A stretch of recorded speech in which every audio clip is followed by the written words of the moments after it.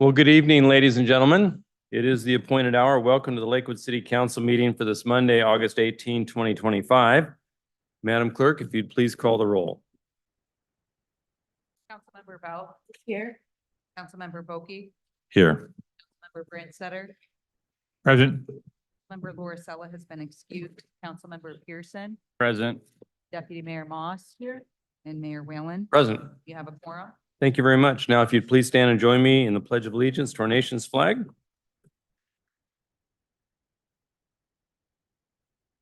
Pledge allegiance to the flag of the United States of America and to the republic for which it stands, one nation, under God, indivisible, with liberty and justice for all.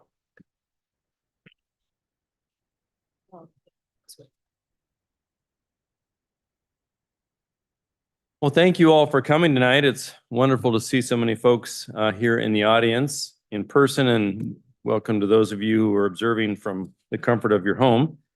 The first section of tonight's agenda is the proclamation and presentation portion, and tonight we're proud to recognize the Lakewood Police Department 2025 Citizens Academy graduates. And so I think Captain Westby and I are going to recognize folks. And I'll call the names up here and you'll kind of stand up there with Captain Westby behind the podium, and we'll provide your certificates.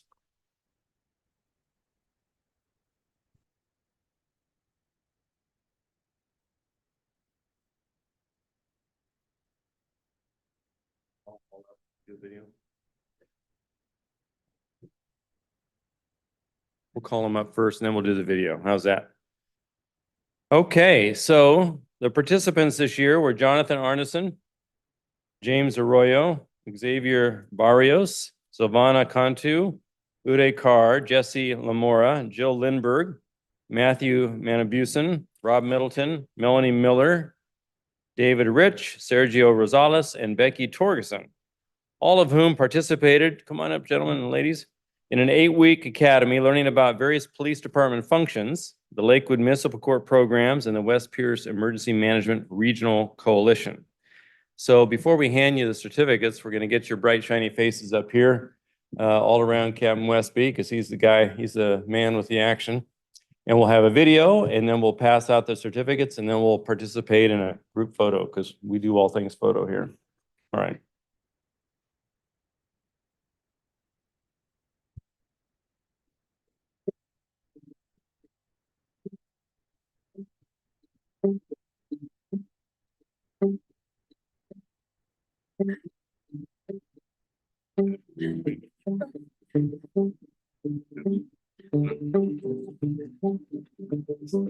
Look at you.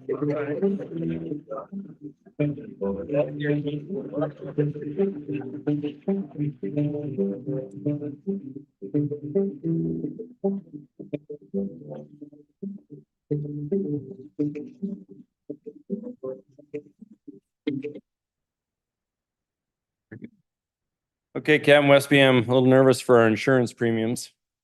WCIA, but you want to tell us a little bit more about the program? So we spent June and July, 8 weeks, about 2.5 hours every Tuesday night, going over all the major departments or divisions in our department. And they engaged in dialogue back and forth with our instructors, to include the judge and the court administrator from Lakewood Municipal Courts came over. And I think they learned a lot. We had a lot of really good conversations. We had a lot of fun. As you can see from the video, they spent some time on a Saturday coming in and going through our virtual reality training simulator, and also in a kind of a slow speed course. Even I know you heard some squealing tires, but it was under control and under observation of our EVOC instructors. So they got to learn to drive behind the wheel of our officers' vehicles. And I think we all had a really good time. We learned a lot. Great. So, yeah. Well, I'm going to open it up just a little bit. Any of you would like to comment on the experience? Feel free. You're not required to, but if you have any thoughts or comments, feel free. Needs to be a longer Saturday class. Longer Saturday class. Yeah. They had a lot of fun. Oh, they had a lot of fun on the Saturday. Is that when you guys were careening around the, Yeah. I'd All just right, like very to good. thank Chris, because he's just amazing instructor. I have a loud voice. Thank you. And he's an amazing instructor and he did just a wonderful job with all of us. And he worked pretty much sometimes one-on-one with all of us. We asked questions, he answered all of them. Thank you. It's great. All right. Well, thanks. So Kent Westby, if you'll stand up there, I will read the names of folks and they'll kind of cross over. And Derek, you're going to coordinate the photo montage here. All right. Okay, Jonathan Arneson. Not here. Not here yet. All right. Very good. James Arroyo. There you are, sir. Thank you. You're right. Congratulations. Xavier Barrios. Not here yet. Okay. We're gonna get a group. Savannah Cantu. There you go. Thank you. Uday Carr. There, Ute. Thank you. Thank you. Yeah, Thank you. you bet. Jesse Lamora. Good to see you. Thank you. I could recognize the tag, so that would help. Thank you very much. That helps. Joel Lindberg. Not here, right?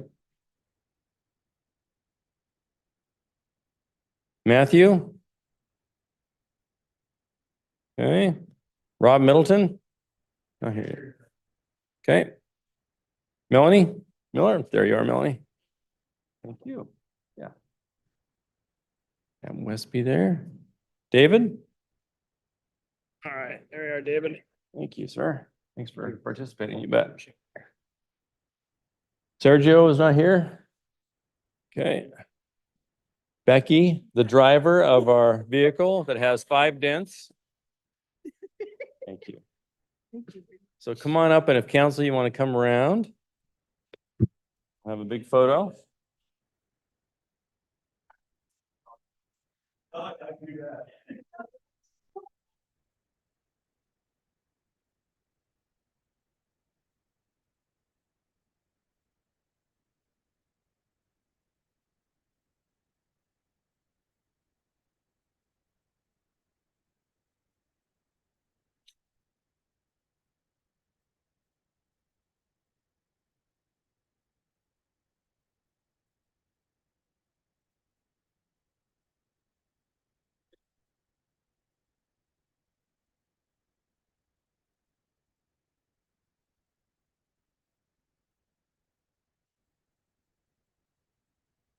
Well, again, thank you all for participating. And I think, to me, what matters, not only that you had fun and enjoyed it, but you actually learned a little bit of something and you appreciated some of the work that our officers go through daily, right? That's the beautiful thing about it. Thank you.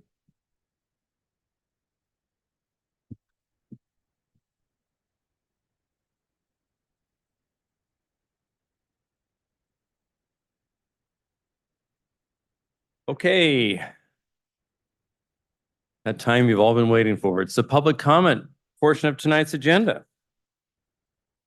Public comments are accepted by mail, email, or live virtual or in-person comment. Comments may be submitted in advance by mail or email to our city clerk, Brianna Schumacher, at 6000 Main Street Southwest here in Lakewood, or via email at bschumacher@cityoflakewood.us. Comments received up to an hour before the meeting have been provided to the city council electronically via our city clerk. And if she would read the names of those who have submitted written comments in advance, so we can maintain our transparent record. Mayor, we received written comments in advance from Sharice Martin. Very good. Thank you. And thank you, Sharice. I've read those if you're watching. Appreciate it. Members of the audience may comment on those items pertaining to city business under the public comment period. Comments are limited to 3 minutes per person. Virtual comments are also authorized here in Lakewood. If you'd like to provide live virtual public comment, please join the Zoom meeting as an attendee by calling our telephone number 253-215-8782 and enter the meeting ID number of 868-7263-2373. Once you enter the Zoom room, please raise your hand and we'll call upon you accordingly. So folks who have signed in on the public comment sheet, I'll call on you first today, followed by those who are appearing via Zoom. So once I read your name off, just go ahead and join us up at the podium there. Please provide your name, residence of record, like Jason Whalen, Lakewood, Washington, and watch the clock for your 3 minutes. So the first is Rick Wright.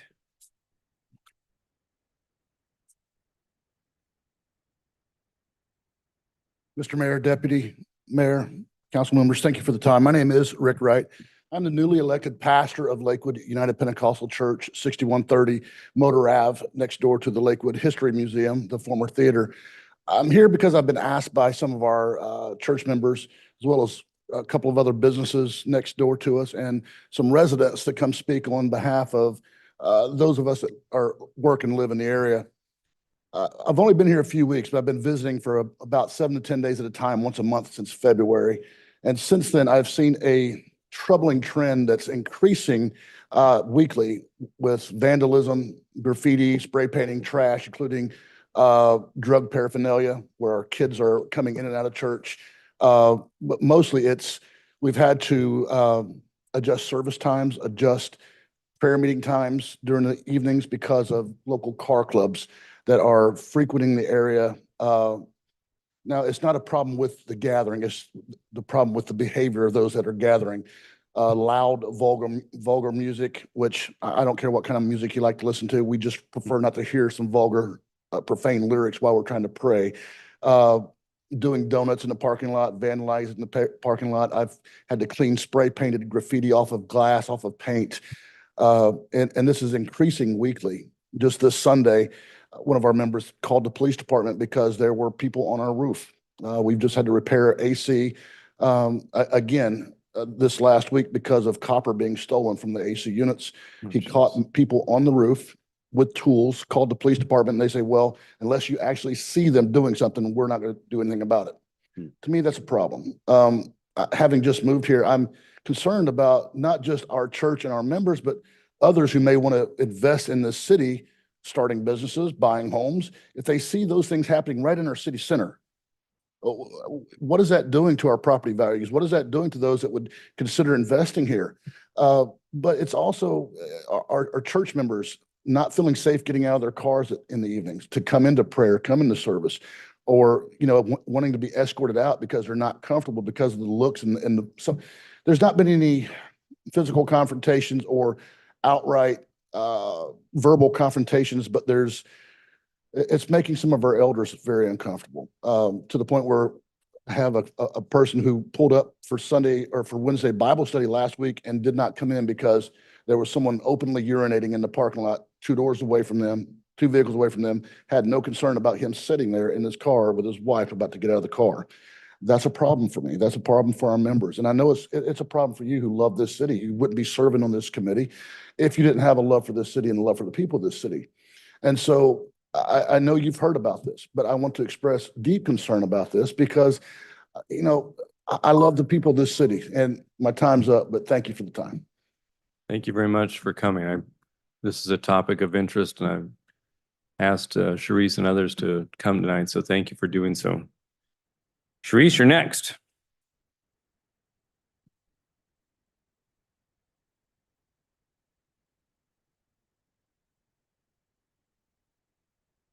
Hello, everyone. My name is Sharice Martin, and I've been a Lakewood resident for about 8 years. I live across the street from Little Church on the Prairie. I want to thank the mayor and the city council for your time and everything that you do for the committee or for the community. I'm here because I've witnessed firsthand the activity that occurs year after year on Motor Ave in front of the Colonial Plaza. Since the new improvements have been done a few years ago to the downtown area, it has become a constant hangout for young adults and car clubs. They park for hours in the parking spots designated for businesses and up on the sidewalk. And also, they do donuts on the side of Whitman and Motor Avenue also. I've witnessed myself late night parties, trash left behind, tire marks in the pavement, graffiti left behind on the plaza, which I just found out that you clean up. Thank you so much. I've provided screenshots to the city council of these coordinated gatherings that are promoted on social media. They have a designated page. I have watched these individuals walking, sitting on top of the roof of the Colonial building with loud fireworks that woke me and my family up. and my neighbors, screeching loud roars and revving of engines all hours of the night. I've been up to about 3 a.m. There was a specific incident where we were coming home and they stood in front of my husband's car and would not move out of the street, even though the street's a public area. This is very unsafe. I've seen other cars come and once they move, they just speed right past these other individuals because they're just so upset. They're coming from the bridge and they intimidate you. They will not let you go. I've heard it from other business owners and I've heard it from residents also. I'm hoping that we can bring some insight to what us neighbors have been experiencing in that area. I have signatures from residents and also all of the business owners in the Colonial Plaza that operate directly out of the plaza and the Best Western that would like to see a change implemented. Whether that be no loitering signs along Motor Avenue, speed bumps, increased police patrols, enforcement of the noise ordinance code, or restricted access to motor vehicles when the noise ordinance goes into effect at 10 p.m. We understand that there may be plans underway for a new park and community center behind CVS in the near future, which is more of a reason to keep that area clean and safe and to protect your future investment. Please consider what has been said, and I appreciate your time today. Thank you so much. Thank you very much. Next is Sharon Parshia. Parche. I did too. Hello. Good evening, council. I'm Sharon Parche and I live in Lakewood, Washington. I have been a resident homeowner for 27 years. And I would say what I have witnessed, because I live also across from Little Church on the Prairie, what I have witnessed has mainly occurred, I would say, since 2020. Before then, I had peaceful enjoyment of my home. All of the homeowners that live there, same thing, but it has tragically changed. And I can echo exactly what Pastor Rick and Sharice has said. Personally, it has kept me awake at night. I can't sleep. Fireworks, screeching, the spinning in the street, the yelling, just bad behavior of people that I don't believe even live in Lakewood, but they come here to congregate. And I think because their hands haven't been slapped, they have not gotten permits to do what they do. They just gather because they feel like they can gather. And so it's been a tremendous problem. In my homeowners association, we have elderly residents. Some of them are in their late 80s and 90s, and they have tried to go down the street and they have been prohibited by the car clubs that stand in the middle of the street in front of their cars, won't let them by. So they feel very intimidated. They feel unsafe. The place that we called home, that we felt very safe for many, many years, is not the same. So I, again, just echo what has been said. Let me see if there's anything else that I will not be reiterating. Again, I love Lakewood, and just the effort and the money that has been put into the plaza is just, it's so beautiful. It's a great place to gather. And when the community events happen there, it's just wonderful. But when these, I want to call them terrorists come, it's just, it totally changes the atmosphere of the place that we call home. So I just appreciate you listening to us, and anything that can be done to rectify what is going on, it would be greatly, greatly appreciated. Thank you. Thank you. Next, Christina Minetti.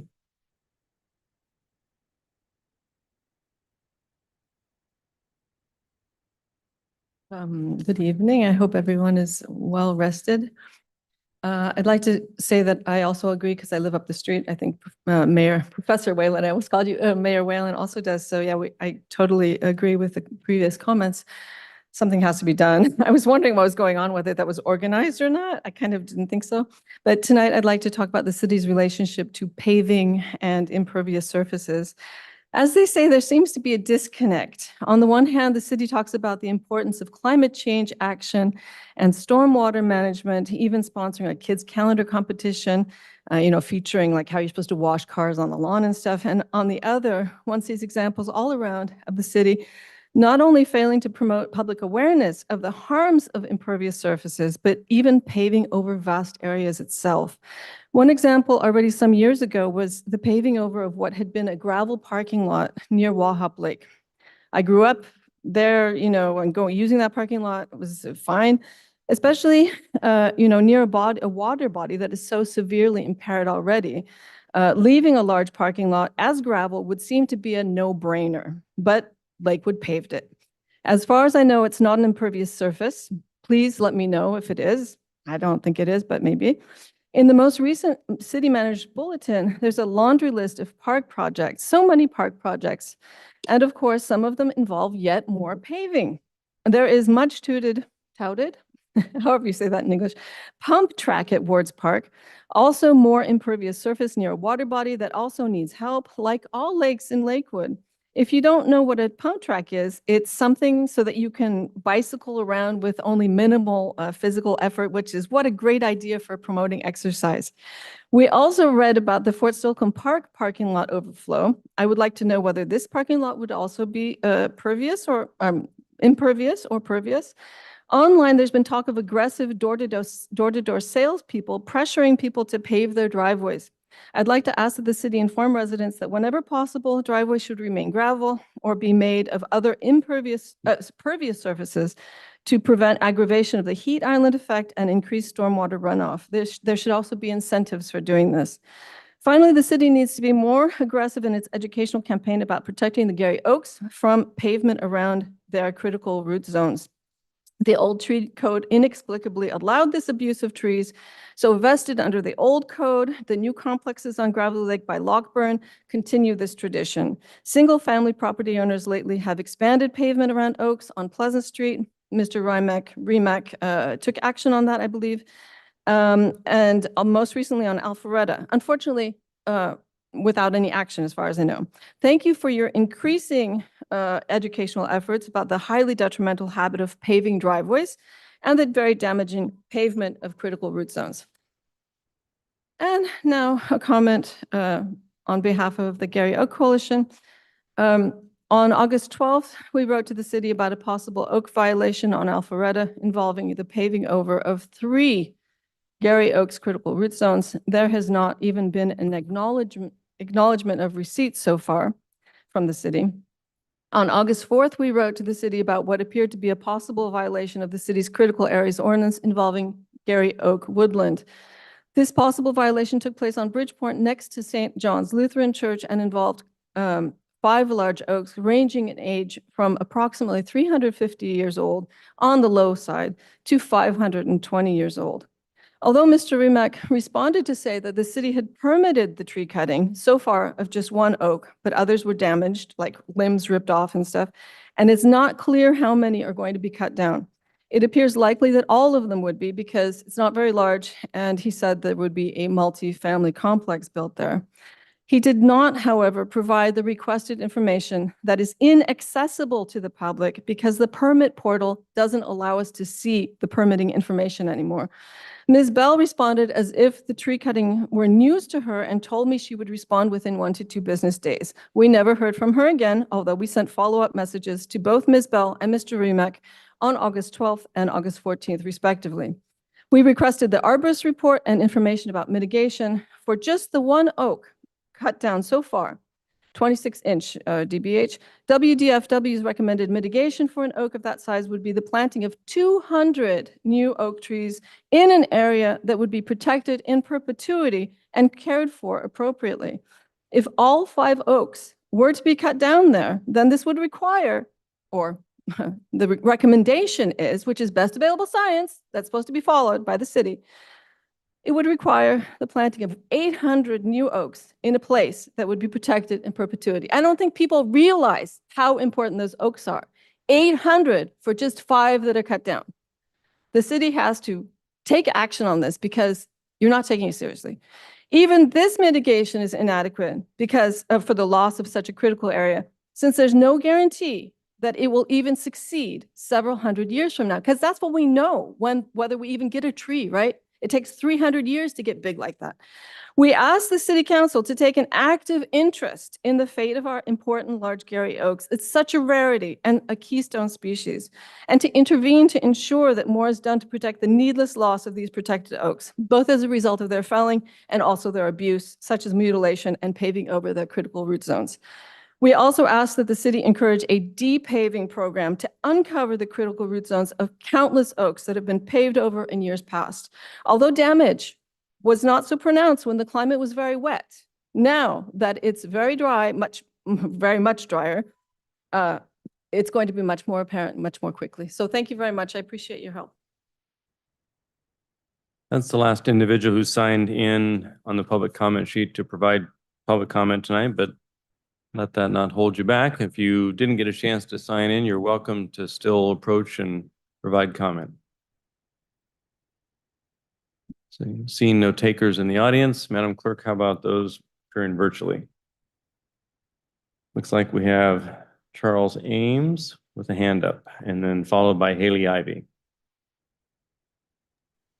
Mute. Never having done this before, I want to make sure that I'm being heard. We hear you, Charles. Thank you, sir. Thank you to the mayor, deputy mayor, members of the city council. My name is Charles Ames. I live in the Springbrook neighborhood. Every day I walk the park 2 miles, that's 6 laps, picking up all visible litter and reporting any shortcomings to my Lakewood 311. However, when I get around to the community gardens, I'm aware that neighborhood users have been subjected to verbal assault, questioning their sanity and level of intelligence by the caretaker. I presume the appointed caretaker. Witnesses are available to this action.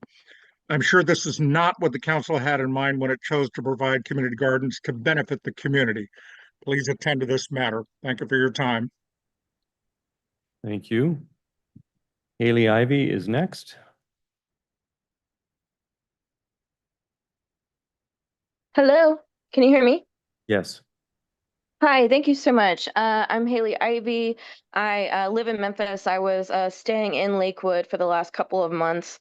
And again, I have to bring up Edgewater Park once more because, again, the most beautiful thing about Lakewood is its very tall, very old trees and its potential for a wonderful, pristine nature parks. But at Edgewater Park this past week, I noticed that the former trash pile that used to be a fenced-in garbage pile was eventually replaced by 2 trash cans, which was very pleasing. But right next, a very tall pile next to the trash can was a pile of unused coal, which is harmful for the groundwater, the water surrounding, and has the potential to combust. And I know that we have some problems with wildfires next door. Other than that, I picking up trash is incredibly important to taking care of the health of our parks. There is trash littered everywhere. There's debris. I see that there are multiple trash cans placed around the parks, but people are not respecting their spaces, and they are not respecting the lake that they are so willing to swim in while their garbage piles up, because garbage does not disappear. It will infect the bodies of the fish that these fishermen are so desperate to leave their string around, littered in the plants and peeing on the trees. And then I had noticed that a maple tree was cut down all of the way and taken within a span of 24 hours. And I was just shocked that we're so on top of getting rid of an entire tree that provides shade, but won't contribute to picking up the trash here.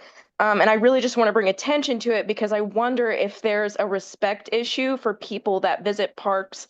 I don't know if having a nice looking, not very expensive sign just asking people leave no trace, please be respectful, don't get drunk and pee on everything.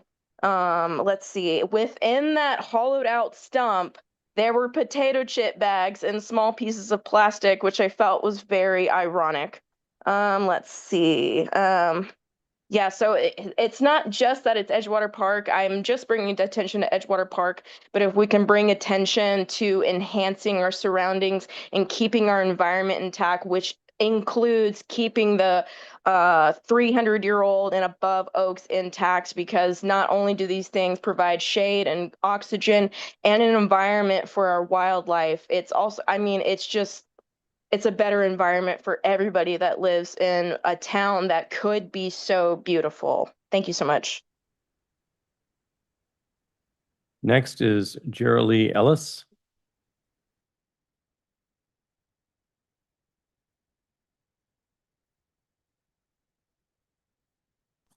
Hello, can you hear me?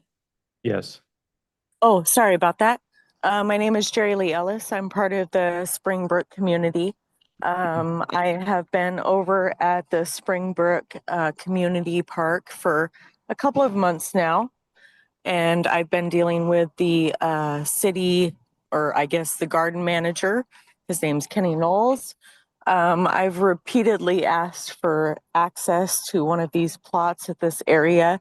He came and confronted me the other day at the park and was rather hostile and said that people of the community don't belong at Springbrook Community Park and that this is an exclusive area. And he has threatened me with legal action, has called the police on me, has done a variety of things.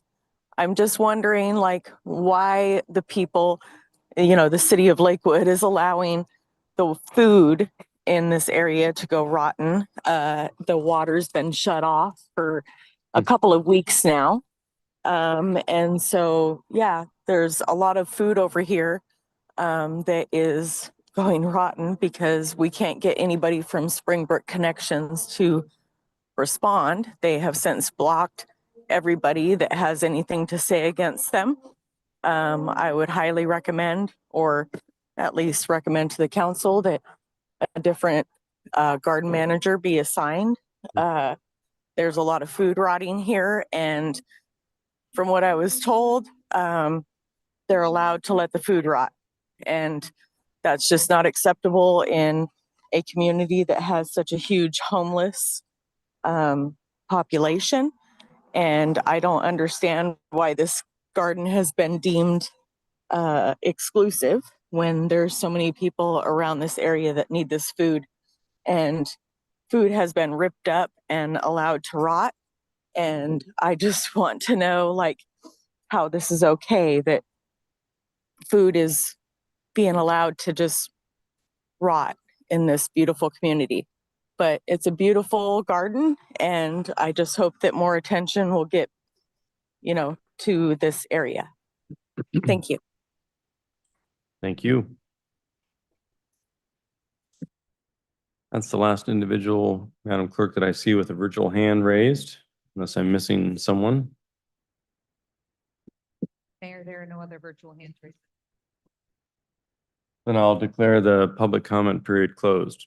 We'll now before we turn to the consent agenda, I just want to thank those that are here who provided public comment. We typically don't have great interaction during public comment, but you'll hear, if you stay or watch this later, that we'll address some or all the issues during the council comments at the end of the meeting. But really, thank you for coming tonight and raising the issues that you raised, especially the ones on the Colonial Plaza and Motor Avenue area, which we have heard about, and we're going to address that for sure. Yep. Okay, so we now turn to the consent agenda. The items, Madam Clerk. A, approval of the minutes of the city council meeting of August 4th, 2025. B, motion number 2025-55, authorizing the execution of an agreement with the Washington State Healthcare Authority for the Lakewood program. C, motion number 2025-56, authorizing the execution of the Washington State allocation agreement and other governing the allocation of funds paid by Purdue Bankruptcy, Sacklers, and certain opioid manufacturers. D, motion number 2025-57, authorizing the execution of an agreement with Park School District for force officers. E, motion number 2025-58, reappointing Ken Whitco and appointing Sharice Martin, Johnny Mayfield, and Christy Merritt to serve on the Public Safety Advisory Committee through August 6, 2028. F, motion number 2025-59, appointing Hyung Ellis Parlett to serve on the Lakewood Arts Commission through October 15th, 2028. Items filed in the office of the city clerk. 1, Arts Commission meeting minutes of June 9th, 2025. 2, Community Services Advisory Board meeting minutes of June 18th, 20. Thank you very much. Is there any item which any council member wishes to remove from consideration at this time? Seeing none, exactly. Mr. Boki's back there. Seeing none, do I have a motion to adopt the consent agenda as presented?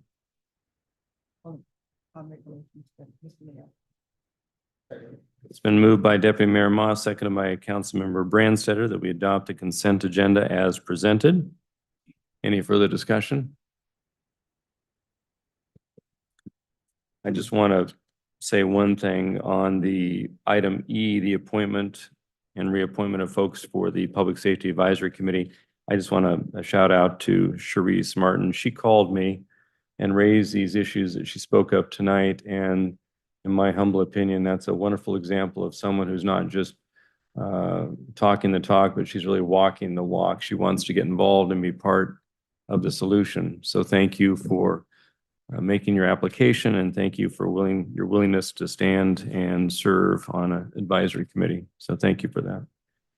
Any further discussion? All in favor of the consent agenda as presented, signify by saying aye. Aye. Any opposed? The consent agenda has been adopted. We now move to the regular agenda ordinances. The first, Madam Clerk. Ordinance number 833, adopting amendments to Lakewood Municipal Code Titles 1, 2, 12, 14, 16, 17, 18A, 18B, and 18C related to the 2025 development regulations. Thank you for this. I'll call on Tiffany Spear, our planning manager, to provide a brief overview of the proposed amendments, which we, for the benefit of the audience, did review at some length during our prior study session. Ms. Spear. Thank you, Mr. Mayor, members of council. Tiffany Spear. This matter starts on page 195 of your packet. And so there's an agenda bill which summarizes what is proposed before you. And then attachment A is ordinance 833 itself. And then the actual language for each of the amendments is included in exhibit A to that ordinance. There were some questions asked of the city manager today. So just walking quickly in this venue to respond to those. One was related to amendment number 5. So if you go to page, 197, you'll see the list of the topics.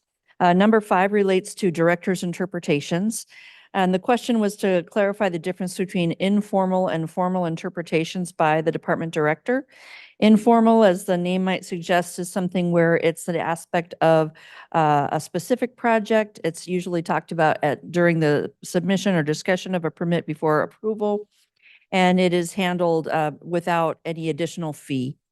A formal interpretation is one that's not necessarily project specific, but it is a topic that is raised multiple times or addressing maybe something that's ambiguous or unclear in our code. And so a decision is made to actually publish this as something that anyone can refer to should the question come up again in future permit reviews. The most recent one that you could probably look at on our website is the ADU accessory dwelling unit street frontage improvements, formal interpretation of code. There was a question as for the fee for a formal interpretation. That is $250, and it's included in the city's fee schedule. There was a question regarding the submission of inquiries or the ability to research the PPW's permit system portal. The system as of now allows applicants to make inquiries on their own project, but in terms of the general public coming in and being able to make inquiries of any parcel or any project, that is expected to become available during third quarter of 2025. Related to Amendment 6, which is regarding brewery as a land use and associated definitions and regulations. There was a question why brewery was not incorporated into the land use table related to eating and drinking establishments. And the response is that breweries are the primary use that we're talking about, and those other things are secondary or auxiliary to that primary land use. And so it's listed under brewery, and those other uses are allowed. What is the rationale for making a bar or tavern a conditional use in the central business district or in downtown? That is a historical conditional use rather than outright permit allowance. And staff continued that forward in code based on a desire perhaps voiced by the the city council in the March retreat earlier this year as having other types of businesses also being promoted in the downtown. There was a question regarding whether any existing businesses defined formerly as tasting rooms might become non-conforming with this change proposed to allow breweries. The answer is no. The zones are the same for the current tasting room allowed zones. And as was presented to council several meetings ago, all of those existing businesses will be unaffected by this change. What about new ones that come in? If there's, let's just say, new wineries that want to create tasting rooms in the central business district, authorized or non-conforming use? It will be authorized. Okay.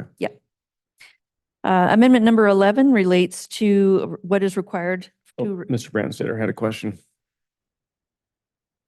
I guess my concern is whether they were authorized or whether they're a conditional use. Conditional use, rather. They're not non-conforming, but do they have to go through the conditional use process?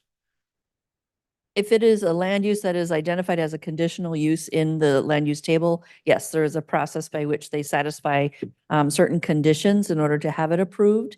And that's about as much detail as I can provide you tonight, but Director Remack is here if there's additional detail you may try to ask for this evening. Okay, as the mayor talked about, we have, at the very inception of the central business district, I think there was a lot of discussions about what might go there, what might fit. And then as time has gone by, there have been other discussions about what would be a good thing to be able to put there. And the idea of the tasting rooms for wine and particularly have come up and thought that they would be a desirable amenity, but that it is something that they sort of have to be like, most places, you don't have just one. In other words, the different wineries like to cluster to do that. And you can think about, look at Walla Walla or someone else to do that. And so that despite the fact that at the very beginning, we were thinking or not thinking about that later as we started to imagine what could occur, particularly in the colonial overlay, we thought that those would be there. And it seems that there's a nuance of difference between making something outright permitted and making it a conditional use of where that is in some cases discouraging to someone who wants to do that because of the uncertainty of starting down a path of something that would be a conditional use. And that that conditional use in the central business district, and we've changed things around to where we've combined some things under a single title, which is called bars and taverns, which is where a tasting room that's not co-located with the winery or distillery would fit that. But there isn't anything in other than our own desires to make that conditional as opposed to permitted. Is that right? We could make it permitted. Because I don't understand the historical thing about, well, we prefer other uses, so we've made it conditional. Councilmember, we've made no changes to the allowance for bar in what is looked at for the CBD. So what is in the packet before you is actually showing that it would be a conditional use in the CBD. It would be an option for the council if they wish to make that change to have it be straight permitted.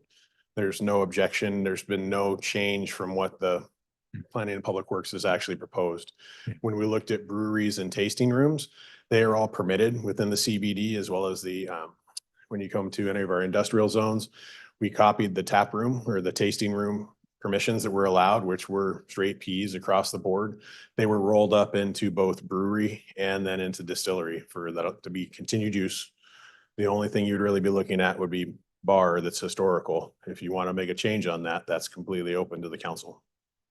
Okay, okay, I understand. What's before us isn't really a change. It's just what we've done 8 years ago to be able to go and do that. But,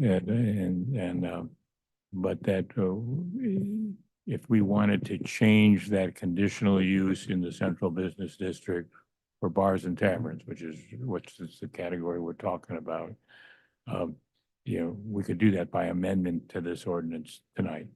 Yes, sir. Thank you. Mr. Pearson. Thank you, Mr. Mayor. Yeah, I still have some questions about the tasting room kind of nuance. And so now tasting rooms would go pretty much strictly under a bar and tavern. That would be the allowed use or the zoning classification. Go ahead. That, No, if we look at the definition of brewery or distillery, they both have tap room, tasting room, as well as, I forget what the third one is. They're listed underneath there as allowed uses under brewery or distillery. but if they're not distilling things and they just wanted to have a tasting room, like similar to if you go to the whiskey place over on Bridgeport and UP, that's just like a tasting room because they're not actually brewing anything. That would be under a bar and tavern, As which currently would have presented, a lesser uses and then conditional uses in these other zones. as currently presented, yes. The other option would be if the council so chose to say no, leave tap rooms in the allowed uses as to what we're looking at. Yeah, and As a so. standalone use. So is there an easy way to distinguish between a bar and tavern and then like these kind of tasting rooms, or is it really all the same?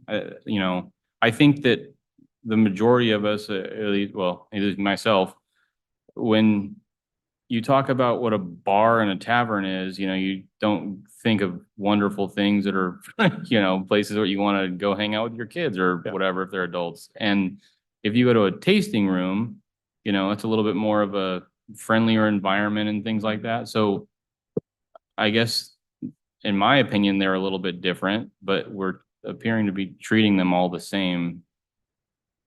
When the code was revised, it was looked as to what the state called out for its alcohol licensing. So the reality, when you look at it, though, a tasting room, its primary function is the service of alcohol. When they look at it, it is a different genre and blend. There's no doubt about that. But because of that, it was looked at to roll into either the brewery, because the majority of what we ran into for tasting rooms are related to, but there are some one-offs when it comes to wineries that are on the east side, but have a tasting room located somewhere in the city, but they don't produce there. Or you could do the same with whiskey. They could be looked at that you're speaking to. So no, it was not purposeful to try and eliminate those. It was shrinking of the total allowed uses. Because I think the one thing we would look at when it comes to a tap room is then having to put left and right lateral limits as to what is truly a tasting room versus a bar in terms of serving sizes, things of that nature when they come into play. I've not had that here, but historically, tasting rooms have been difficult based on the size of flights or what you serve as to go ahead and control that. So compressing it into bar or tavern as an allowed use is kind of covers all of that in terms of if they get the permission to use that space for that use, they're covered. Versus trying to regulate, no, because I've had it before where it was flights were only allowed in shot size tasting glasses as to what you looked at. It expanded, it grew. They then wanted to do more. So it was, okay, we were back to land use permissions to go ahead and what we see for the change. Honestly, in my history, it's been more problematic to have it separated and trying to maintain that. But we can change or look at whatever is the will of the council when it comes to this, because it's not something that's specifically set in code or law. Yeah, thank you for that. And I guess on that, you know, note, I think that I'd be more inclined to remove the conditional part on that and just have it permitted outright, but especially in the central business district. So No objection or no real opinion either way. We just left it as it was historically. Okay. Would we need to make an Yeah, amendment amendment. to the motion tonight to do that? Yes. Or would we need to run it through the planning commission first? No, the council has the prerogative to make amendments to what is recommended by planning commission. But just for a little more detail, if we were to look at page 209, which is where the proposed changes to definitions are located, you've got under bar tavern, it's talking about a drinking establishment licensed by the state liquor and cannabis board. And then the last couple of sentences there may also include beer brewing and other beverage tasting facilities such as wine or beer tasting rooms. So the intent here is to just mirror what the liquor and cannabis board uses as its own definitions and categories. What you're suggesting though, Mr. Mayor, and I think Councilmember Pearson and Branstetter as well, is on page 213 then, when you're looking at that table at 18A 40050, tasting room is proposed to be eliminated as its own type of use, but bar tavern is still there. And it would be the change of the conditional to a permitted for the bar tavern in the CBD. As long as it includes what we're talking about as tasting rooms. And I think all of us envision what we see in Proctor and North End Tacoma, what we see in Old Town, what we see in the Soto District in Seattle. And there's an increasing demand for that kind of experience in the Central Business District. What hasn't been talked about tonight yet by council is that the tasting room is a permitted use currently under the NC 1 and 2, the neighborhood commercial zones, and then TOC is transit-oriented commercial. That's the Station District sub-area. So if you were to want to allow breweries or tasting rooms in those 3 zones, that would also require amendment this evening. Okay, very good. Okay. Mr. Boki? Oh, Mr. Boki and then Mr. Branstetter. Yeah, because we all get a chance to talk. So help me understand the CBD, why we would have had conditional use on there. I honestly don't know if that is something that predates the sub-area plan or if that is something that was zoned or categorized that way as a conditional use when the sub-area plan was adopted in 2018. Okay, so you think it's fairly recent, it didn't, I don't know that. I don't know if it was prior to the sub-area, if that was something that just across the board in the Central Business District zone, which was around before the downtown sub-area plan was, if that was always a conditional use there or not. okay, so then go back to what you just said before I started talking about changing the tasting room and permitting it more. So help me, what columns are you talking about there? Well, on page 13, if you see the first line there, it does refer specifically to bar tavern. And then it has for the CBD zone, Central Business District, conditional use. So if the council wanted to do so, an amendment this evening could be to change that to a P for permitted use.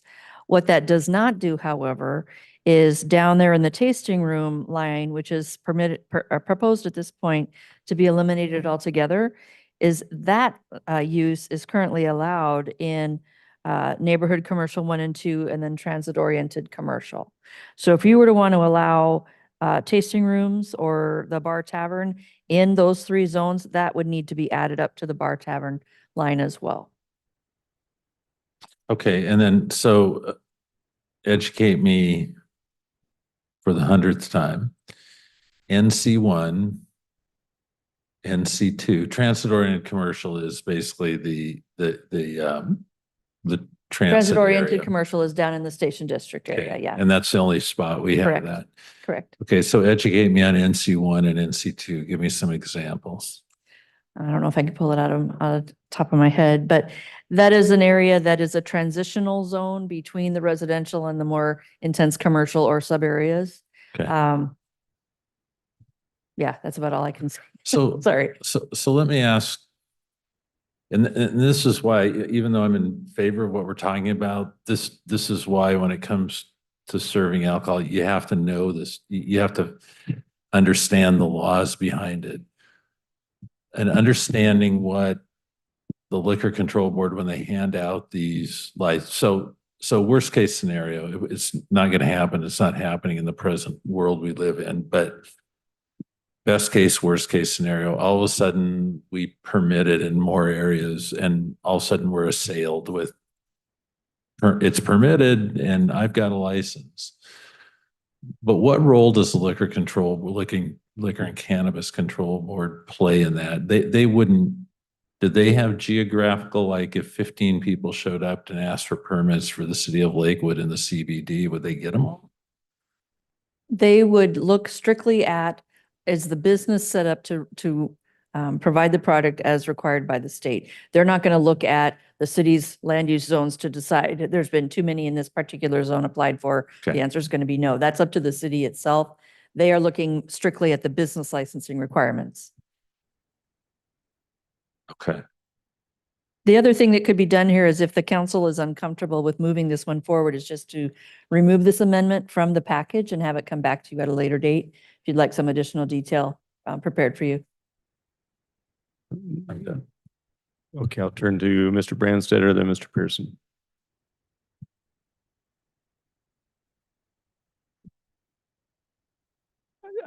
I somewhat, even though I'm from Milwaukee, and so where there's a bar and a tavern on every corner, and didn't seem to hurt me growing up, but I understand Mr. Pearson's comment that the perception of a bar and a tavern and a tasting room, that they are not one and the same. And that, so in terms of promulgating an amendment, that it is an option, as you mentioned, is we could change the conditional use to permitted under bars and taverns. But is it also an option to not delete the line that is specific to tasting rooms and retain that line in to where there is a difference between where tasting rooms are authorized and where bars and taverns are generally authorized? And if we were to want to do that because we see a nuance of difference between them, would your recommendation be to then take this amendment out of the ordinance so that a new definition of bars and taverns and a new definition or a existing definition of tasting rooms could then be put into a new ordinance, and there could be a tasting room line of where that is permitted and then where bars and taverns are permitted? Because I think that in the community, there is the same nuance of difference that Mr. Pearson sensed that they wouldn't mind having in their neighborhood or nearby. And looking at the Central Business District, having a cluster of tasting rooms seems a positive thing to me, whereas I'm not so sure that a cluster of traditional bars and taverns is the same. But of those two options, or is the option of taking the amendment out and letting staff rework the definitions and then keep both a line for tasting rooms and a line for bars and taverns, even though the state doesn't see a nuance of difference, but I think in the community we do. Councilmember Brandstetter, I think there's two options before council tonight. You could do an oral amendment that would say, do not remove the definition for tasting room and do not remove the specific line in 18A 40050 regulating where tasting rooms are allowed. If you were to take those two things out of this amendment and then make that second change of adding in the Central Business District, bars and taverns as permitted uses, I think that's what the council's will is expressed tonight. If you would rather have more detail rather than having this go on the fly, as the other alternative would be to remove this one altogether from the ordinance and have it come back later. Okay, I think that I'm trying to get in a slightly different place than you were, is that Okay. one is that I would like to have retain the existing definition of tasting rooms that exists someplace, along with the locations where they are, and maintain that line in that table. But with respect to bars and taverns, when bars and taverns is no longer including tasting rooms, then I'm fine with having them be a conditional use in the central business district. Having bars and taverns being a conditional use, or having tasting rooms a conditional use in central business district? Having bars and taverns, if the bars and taverns definition doesn't include tasting rooms. It is historical language that says may also include and other beverage tasting facilities. But the core of that, of the definition for bar and tavern is talking about, I guess I'll just use a more intensive use, for lack of a better way to describe it, than the tasting room with its own definition. I would not recommend a need to amend the bar tavern definition to get at what you're hoping for. I think if you retain the tasting room definition and also the separate authorization as permitted uses in particular zones for tasting rooms, that makes it clear that those are distinguished from the bar tavern. If you want to have any other changes tonight, though, than what we've been talking about, if you want to get into more edits, I would recommend taking this out and letting us go redraft and bring it back to council. Okay, and then we just have, if we, in line with your suggestion, amend the ordinance to delete the deletion of tasting rooms, both the definition and the line, that would be fine. And then in a future time, maybe there'd be something that would come back with refined definitions. But that seems to be the easiest route to get where maybe we are. I think if you were to retain the definition for tasting room and retain the line clarifying where specifically tasting rooms are allowed in 18A40-050, that will accomplish what council has been talking about as a group this evening. And then again, if there's anything else you would like us to bring back to you at a future date, just let us know. Be happy to do it. Thank you. Mr. Pearson, and then, yeah. Thank you, Mr. Okay, Mayor. yep. I'd like to get this on a motion made, and then Sure. we can start. You can move to amend if you'd like. Well, we got to get a motion Yeah. on the table first. So are Yep. we most of the way done, or can you finish up the rest of your Yeah. presentation, and then we can get the motion on and the amendment? Amendments for the presentation. Yeah, yeah. Okay, I'll finish. There's just two more things. For amendment number 11, which is related to the requirement to record a short plat survey, the Scrivener's error essentially is to make sure that there is a date included in the form. So that's been noted, and Scrivener's errors are allowed to be corrected without formal council action. Yep. That's something that's assumed and is part of the legislative process. Amendment 14, which is talking about used manufactured homes being allowed within the city, either to be relocated from one part of the city to another or to be brought in from outside of the city of Lakewood's boundaries. There was a question regarding what, quote, proof of title elimination means. Basically, when a new manufactured home is licensed by Department of Labor and Industry, there is this title installed on the for the home itself. Once it's placed on property as a permanent installation, that title is, quote, eliminated. So it's then treated as real estate rather than personal property that moves around like a car. So the idea here is simply to codify what needs to happen in order to be able to have a manufactured home be treated as real estate. And then there's one other Scrivener's error in that one, in that amendment, talking about just the correction of the word use to used with a D on the end. That is, again, something that can be corrected by staff. That's it. Is that it? Great. Yep. Any other questions before I call for a motion? So to get the matter on the table, do I have a motion to adopt ordinance 833? So moved. Second. Been moved by Councilmember Pearson, seconded by Councilmember Brandstetter, that we adopt ordinance 833. Do you have any amendments? Yeah, Mr. Pearson? thank you, Mr. Mayor. So I would move to amend, let me get to the page. To, expand the bar tavern, zoning classification to permitted in the central business district. And, I guess I would even extend that to NC1, NC2, and the TOC to match up with the tasting room. So that would be the whole amendment is to match it up with what was previously allowed in the tasting rooms. And would you allow the tasting room definition and the tasting room line? No, it would stay, though, so, I appreciated what Mr. Remack had to say about keeping them, kind of lumping it all together because if you try to separate it out, it seems like it got really messy in some of these cases.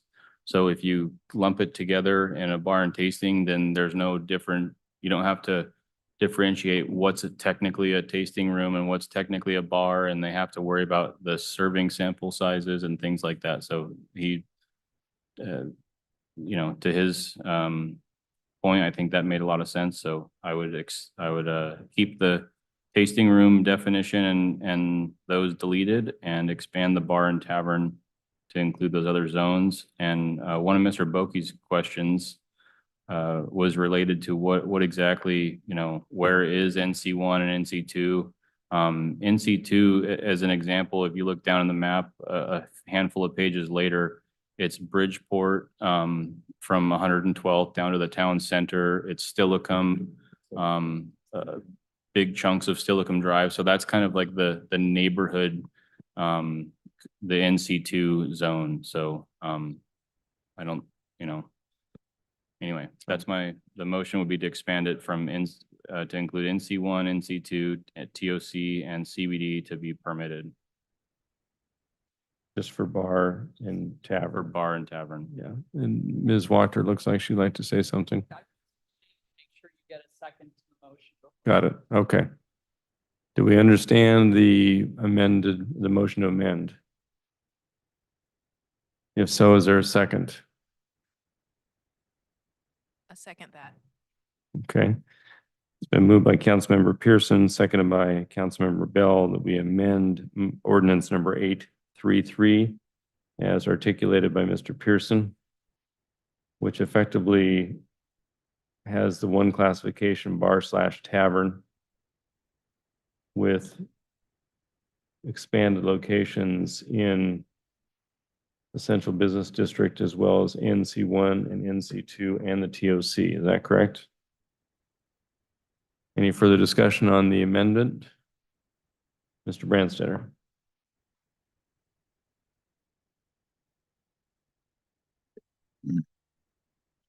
I am concerned that the amendment both gets us where we want to be with tasting rooms, but it also takes us to the same place with traditional bars and taverns. And so I'm going to vote against this amendment so that I think that a better amendment is the one that separates tasting rooms from bars and taverns, despite the fact that that's not how the state thinks. I think it's how we as a community should think when we see the difference in the nuance between the two uses. So I'm going to vote against this particular amendment. Mr. Boki, do you have any comments? Yeah, well, now I lost my place. I think I'm thoroughly confused on tasting room and bar tavern. I think we were told that, like, we all seem to know the bar. Actually, I think it would be considered a bar. The one in University Place, the Chambers Creek Distillery, is actually a bar because of how they serve drinks.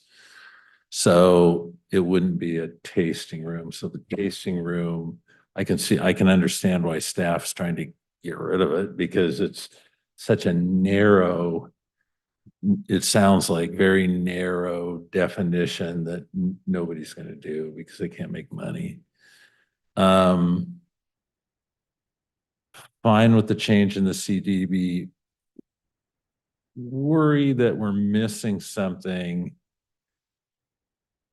in expanding bars to NC1, NC2 and the transit-oriented commercial. And if we want to do that, I think it should go to the planning commission. We need to understand the impact on, because now we're adjoining residential areas.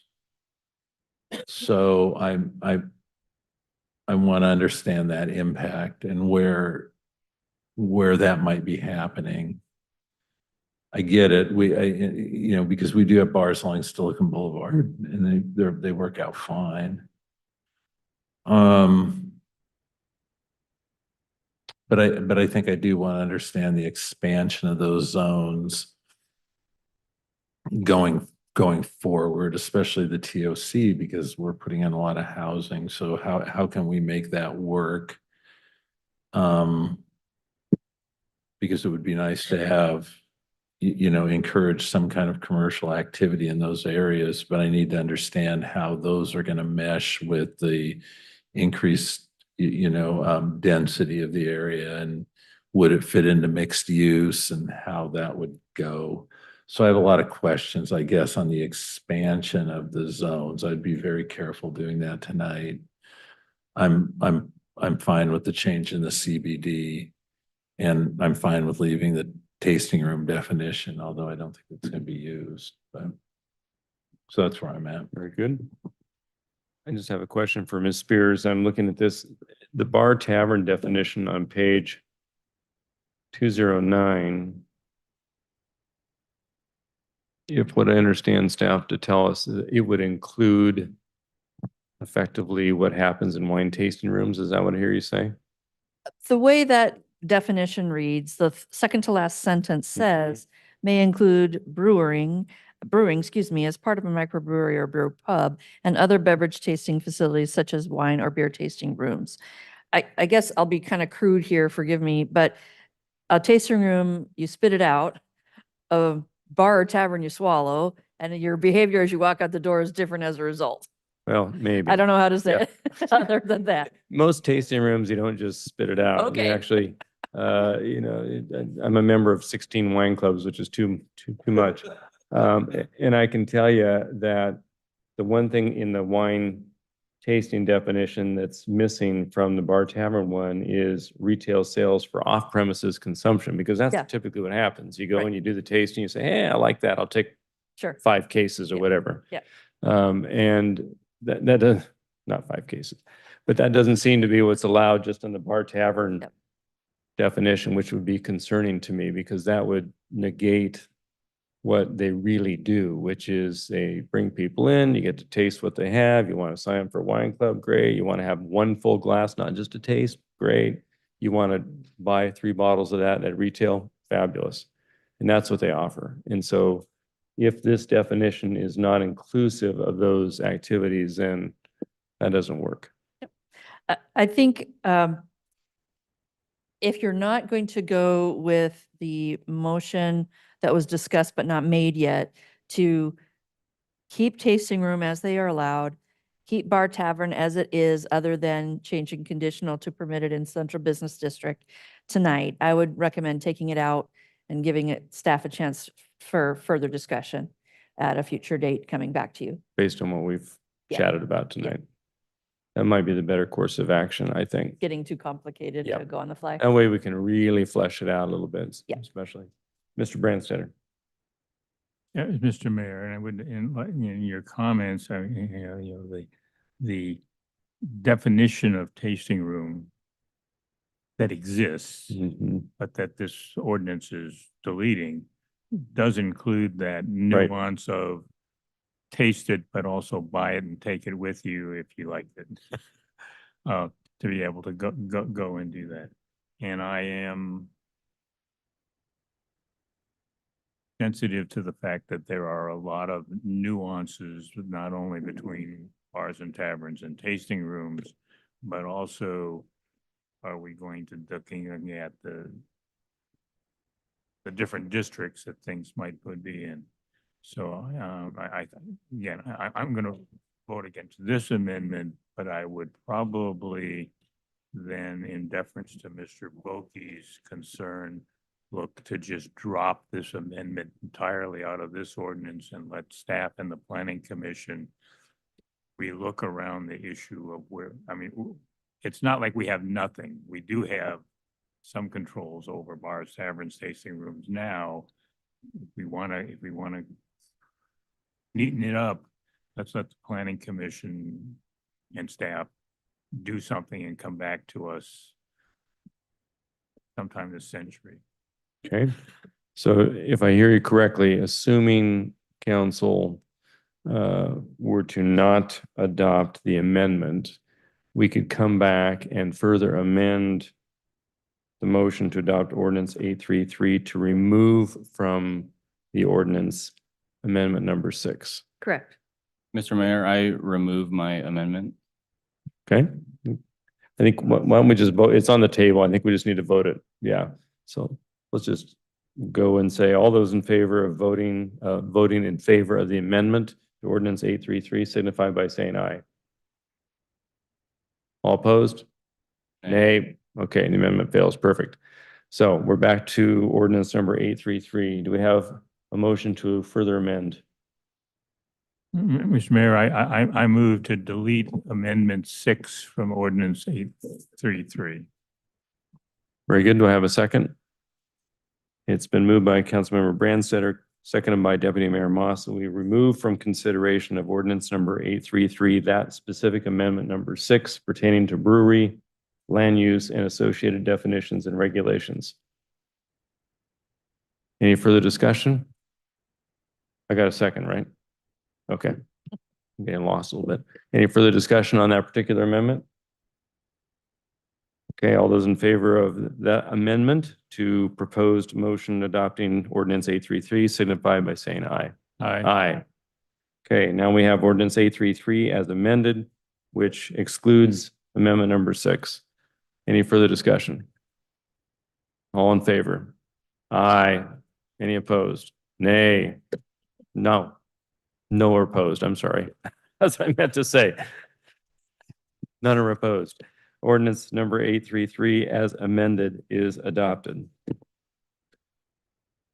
Sorry about the tongue twister there. We got through it. Now we go to the next one, ordinance 834, Madam Clerk.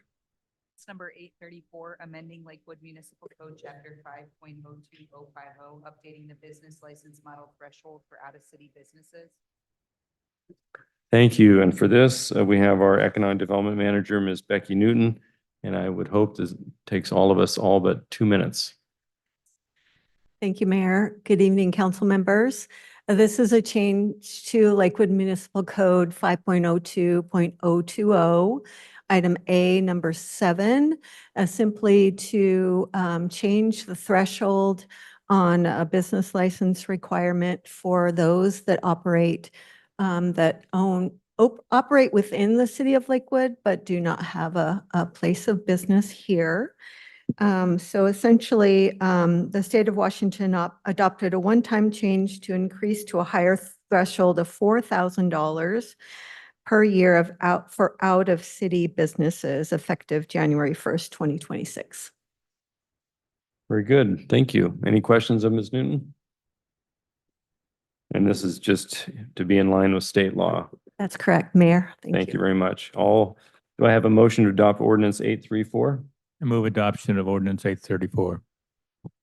Been moved by Councilmember Brandstetter, seconded by Councilmember Boki, that we adopt ordinance 834. Any further discussion? Hearing none, all in favor signify by saying aye. Aye. Any opposed? Ordinance 834 has been adopted. I see no items of unfinished or new business. Is that correct, Ms. Kraus? So we'll move to the next item for discussion, which is the municipal court update. And for this, we have our own municipal court judge, Tim Lewis.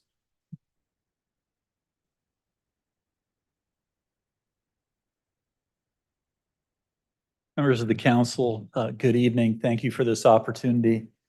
I just wanted to come before you all and give you a quick update on the happenings in the Lakewood Municipal Court.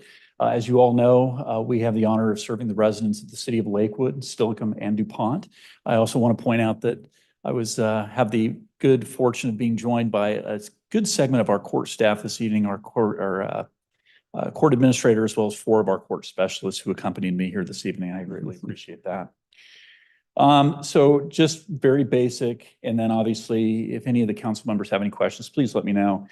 Court services that we're currently providing, the court handles all gross misdemeanor and misdemeanor criminal cases filed in or alleged to have occurred in any of those 3 municipalities.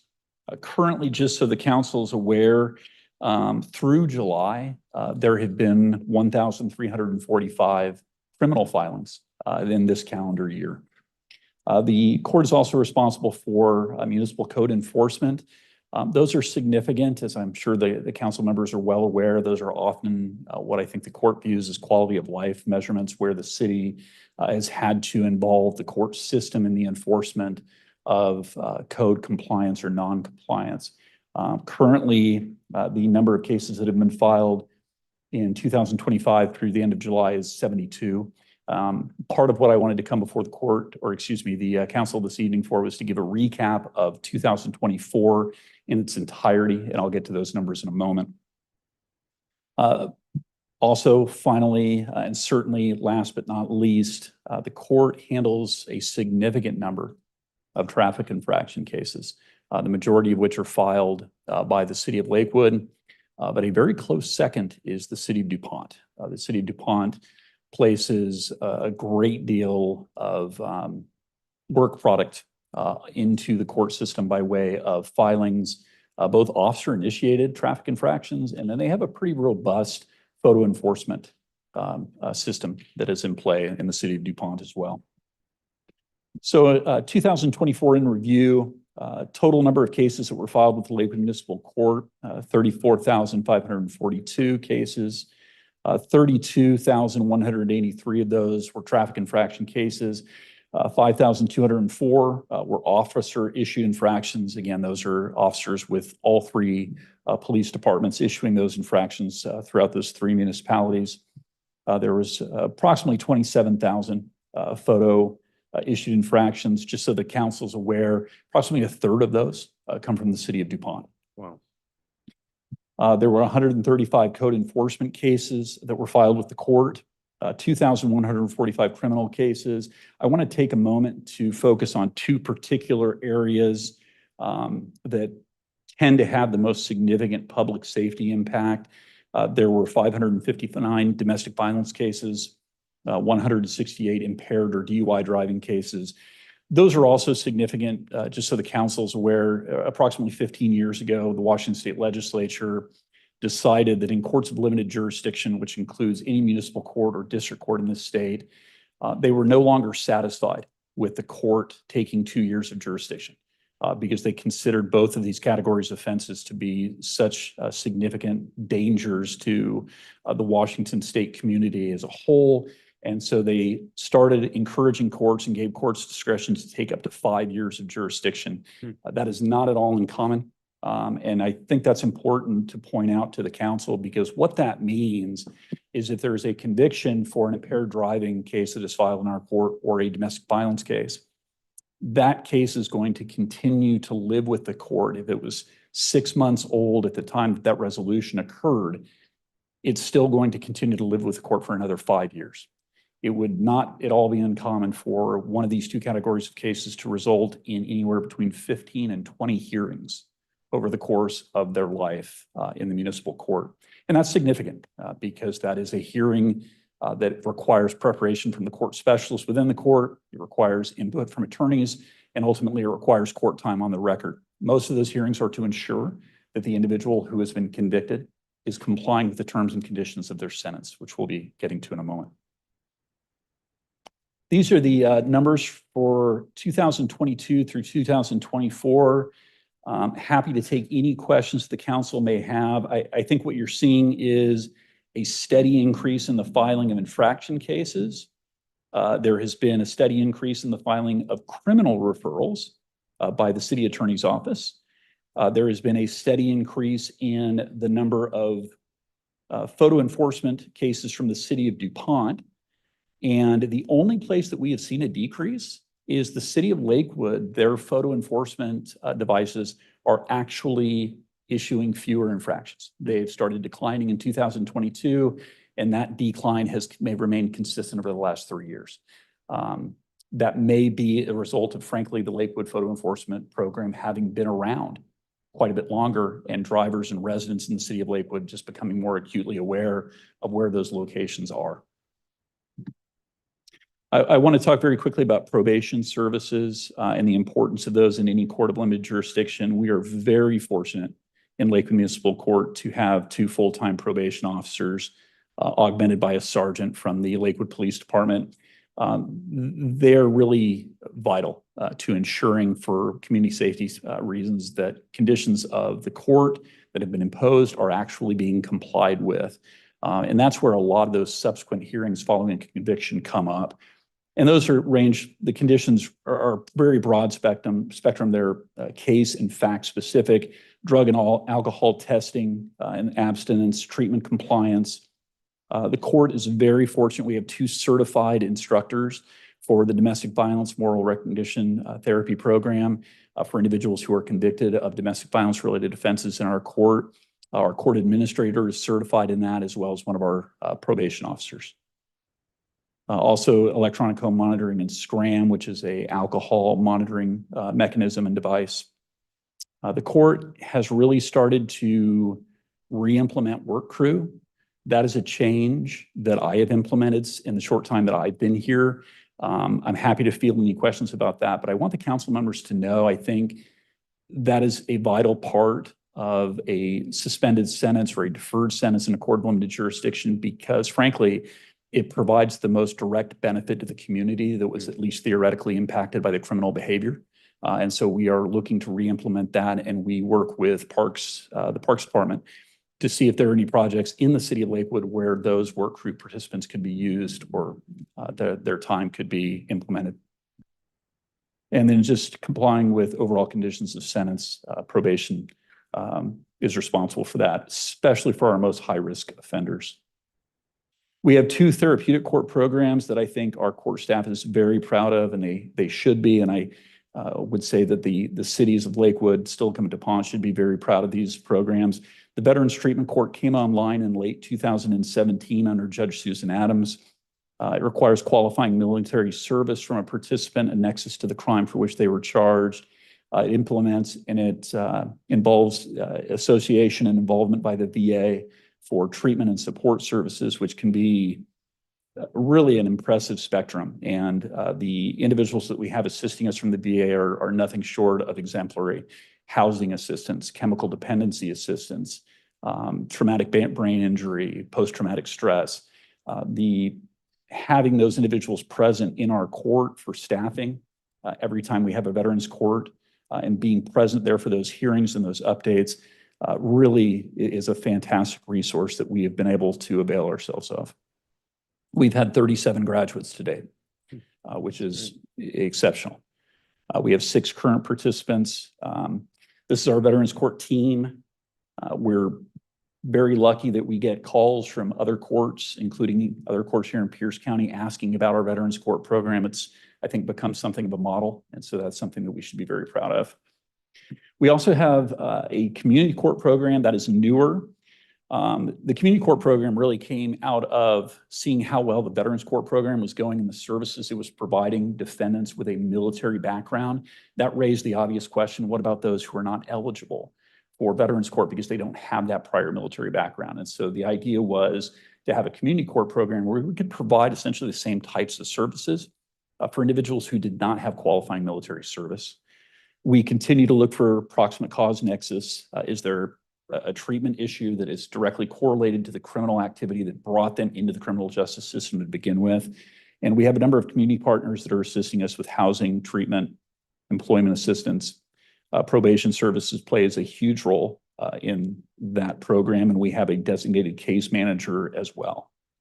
Currently, we have 11 participants, and we have had 1 graduate who I won't use his name, but I will just share with the council very quickly. This was a graduate that I had the honor of presiding over his graduation. He was a gentleman who had recently immigrated to our community. He did not speak English. He was homeless. There were chemical dependency issues. He didn't have a driver's license, really struggling. Through the community court program, he took advantage of all the resources that were provided to him, really did nothing short of a complete 180. And at the time that he graduated, he had stable housing. He was in the process of buying his second car. He had stable employment. He had obtained a driver's license, was just doing great. And frankly, is one of those people that I don't think the criminal justice system will ever see again. Great. Thank you all very much for the support that the council gives to our court. That's kind of an update that I wanted to share with all of you with what's going on in the court. But I'm obviously happy to answer any questions that any of you may have at this time. Mr. Branstetter. Thank you, Judge. Thank you, Mr. Mayor. Judge, I'm earlier in your presentation and you made the comment of when you were talking about DUIs, impaired driving, in that there was something about that there were ongoing hearings potentially for up to 5 years post-conviction, and that and then all those hearings require resources in terms of people and time and to be able to go and do that. And that 5-year period was a state guideline. Correct. Yeah, it used to be about 15 years ago that any gross misdemeanor in the state, a court of limited jurisdiction could only take up to 2 years of jurisdiction. The legislature amended that for these two categories of cases, impaired driving and domestic violence. Okay, so what I understand is what would trigger having one of those additional hearings? Yeah, that's a great question. It could be any number of things. So standard conditions, let's take an impaired driving case, for example. Standard conditions that are often imposed as a result of a conviction or a diversion agreement will almost always include a chemical dependency evaluation from a state certified agency. And the individual is often ordered to complete that and file a copy with the court within approximately 60 days, I would say, as an average. They're also required to comply with any recommended treatment. And the evaluator, that could vary tremendously. It could be, we don't think this person has a serious chemical dependency problem. And so we're only recommending that they do what's called alcohol information school, which is an 8-hour course. I've also seen at the opposite end of the spectrum where evaluators have said this person has a severe alcohol dependency issue, and they're going to need treatment for anywhere from 2 to 3 years. In those cases, one of the requirements of the court is they file monthly treatment reports to confirm for the court that they are complying with that recommended treatment.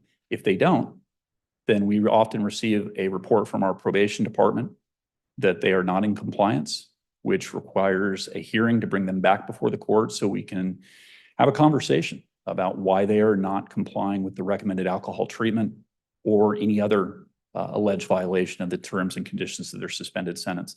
It's also unfortunately not uncommon in those two categories of offenses for individuals to have a level of recidivism and for us to see new allegations of law-abiding behavior, sometimes involving the same nature of case, either in our court or in a different court. And that necessitates bringing them back and holding them accountable for violating that term or condition of sentence. So to understand is that a court imposes some requirements on a person who's convicted, whether and it could be going through some programs to deal with the dependency. It could be having something installed in your car. Correct. It could do that. But those items by themselves don't trigger a future hearing unless there is some problem with the person doing the necessary reporting of their compliance, or there being some question on our part that there's not some compliance, and the hearing is then to sort out is there compliance or not, and if there's not, then what to do about it. Right. And a lot of times too, at the time that a diversion agreement is entered or a conviction is entered, we will set a hearing, depending on the person's criminal history, depending on the seriousness of the case. We may set a review hearing in 3 months. We may set a hearing in 6 months and require them to be present unless they are in full compliance, in which case their presence would be waived and the hearing would be stricken. So, yeah, often you hear about individuals that have multiple instances of impaired driving, often in different courts. How do the different courts dealing with the same individual for similar behavior coordinate, or is that not allowed? No, it is allowed. Every court is a little bit different. Every judge is a little bit different. It's not uncommon for our probation officers or for prosecutors with the city of Lakewood to reach out to their counterparts, for example, in Pierce County or in the city of Tacoma, and see that there is a new pending charge involving an individual who is on probation out of our court, and ask for information, police reports, probable cause statements, charging documents concerning their case there so that they can file those documents with the court here. Okay. So there is coordination. Okay. And then if I could just switch one topic to a topic you didn't mention. Certainly. Okay. In your 2024 data where you listed a plethora of infractions and then some criminal cases and then a small number of code enforcement cases, that one of the topics that's been of discussion and of interest to us on the council is indigent defense processes and costs, that where within that mix of infractions, criminal cases, and that, where does the indigent defense program play a part? The indigent defense services apply only to criminal cases in the court in which an individual who is screened indigent and has been appointed a public defender. It's only in those cases that public defense services comes into play. There is no public defense services and there is no right to court-appointed counsel in any civil matter. It's only in the criminal cases. So how does a person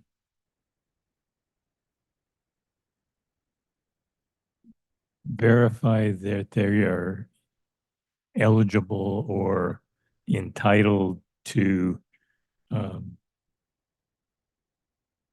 indigent defense services as opposed to having to provide services themselves through their own resources? Right. So RCW 10.101 is the body of law that governs indigent defense services in the state of Washington. They break individuals into 3 categories. Indigent but able to contribute, and not indigent. If they're not indigent as required under statute, and there's very specific guidelines, then the expectation is they will retain their own attorney to represent them in their case, that they are not eligible for representation at public expense. The middle category, when I came in November of last year, really was not being utilized by our court, to be honest with you, was the indigent but able to contribute. And that category was really not being addressed by our court. I think our court staff has done a very good job of remedying that. We have seen the number of what's referred to as promissory notes that have been ordered by the court at the time of appointment increase significantly. I think in 2025, we've already, I think, doubled or tripled the number in total that were ordered in 2024. And that's significant because the legislature has said if you fall into this gray area, yes, the court should appoint you counsel at public expense, but you should be required to pay or make a contribution to, in this case, the city, to contribute to the cost of that representation at taxpayer expense. And so our court, if they screen as eligible, indigent, but can contribute, the court forces them or requires them to sign a promissory note at that time of appointment, requiring them to pay $400 to the court to reimburse taxpayers, if you will, for the cost of representation. The third category is just straight out indigent, unable to contribute. Those individuals, if they have to be below a certain level in the federal poverty guidelines, there is a per se qualification if they receive a certain kind of state benefit. And so those individuals, they are screened and they are appointed an attorney. One of the things that we have implemented to make the screening process, I think, a little bit more transparent is previously the screening forms by our court were not being used. They were not being filled out. They do have to be filled out by a defendant who is requesting representation at public expense. If they are receiving benefits, they are also required to go next door to DSHS and receive a form that verifies that they are currently receiving public benefits so that we have that additional confirmation. And we're doing that because, frankly, we want to make sure that under the statute, only the individuals who truly qualify for representation at public expense are the individuals who are receiving that representation. So when, say, 8 months from now, as we are looking at a full year's worth of data for 2025, are we going to be able to see some data in addition to the number of cases in each category within the criminal thing about which percentage of those in cases resulted in providing some indigent defense services in one of the two categories where that's provided, but we're a half year away from plus some time to be able to have some data. And you mentioned a promissory note. So if someone signs a promissory note they're going to pay $400 towards their indigent defense was the number that you used. What's the term on those promissory notes? I don't believe they expire.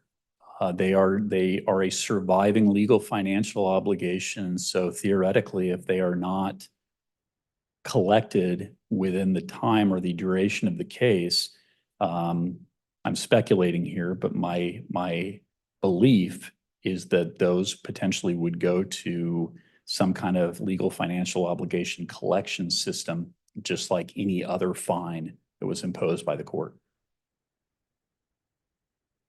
And is that a process that is handled internally within the court staff, or is it something that would go to the city financial staff? No, I believe, and I'm sorry? Yeah, so Ms. Wright is telling me it stays in the court. Typically what I do is, and this is just our policy, every court's a little bit different. Our policy is that if a legal financial obligation is imposed, whether it be a promissory note for contribution to the cost of representation of public expense, a fine that is imposed as a sanction in a criminal case, a restitution amount, the expectation is usually it will be paid within approximately 90 days. Now, if they're unable to make that payment within 90 days, the service that we utilize, that is and I'm forgetting the name right now, but that is an agency that the defendant can call and they can get on an extended time payment plan if they need more time to satisfy and pay off those legal financial obligations. And just one last question so I can figure out the math. Is that when someone doesn't pay their promissory note and it goes to the service to go to collections,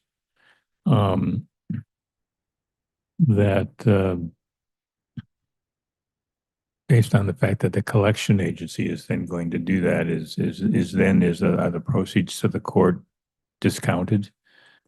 That I don't know. I can, but Ms. Wright is telling me no. All right, Good. Thank you, Judge. She's a Thank you, better Mr. Mayor. resources on the inner workings. Thank you. Any other questions of the judge? Mr. Boki? Couple quick questions. One, work crew, everybody loves work crew. What kind of folks end up have been convicted or come to some agreement? I guess convicted is the right word, but pled guilty or whatever the case. Typically what kind of folks end up in a work crew? So there are disqualifying offenses, and there is disqualifying criminal history. If they have any outstanding warrants out of other courts, they have to quash those warrants. They have to be warrant free before they can perform work crew. If there's any prior felony offenses in their criminal history involving allegations of sex offenses or recent crimes of violence, those individuals are also excluded.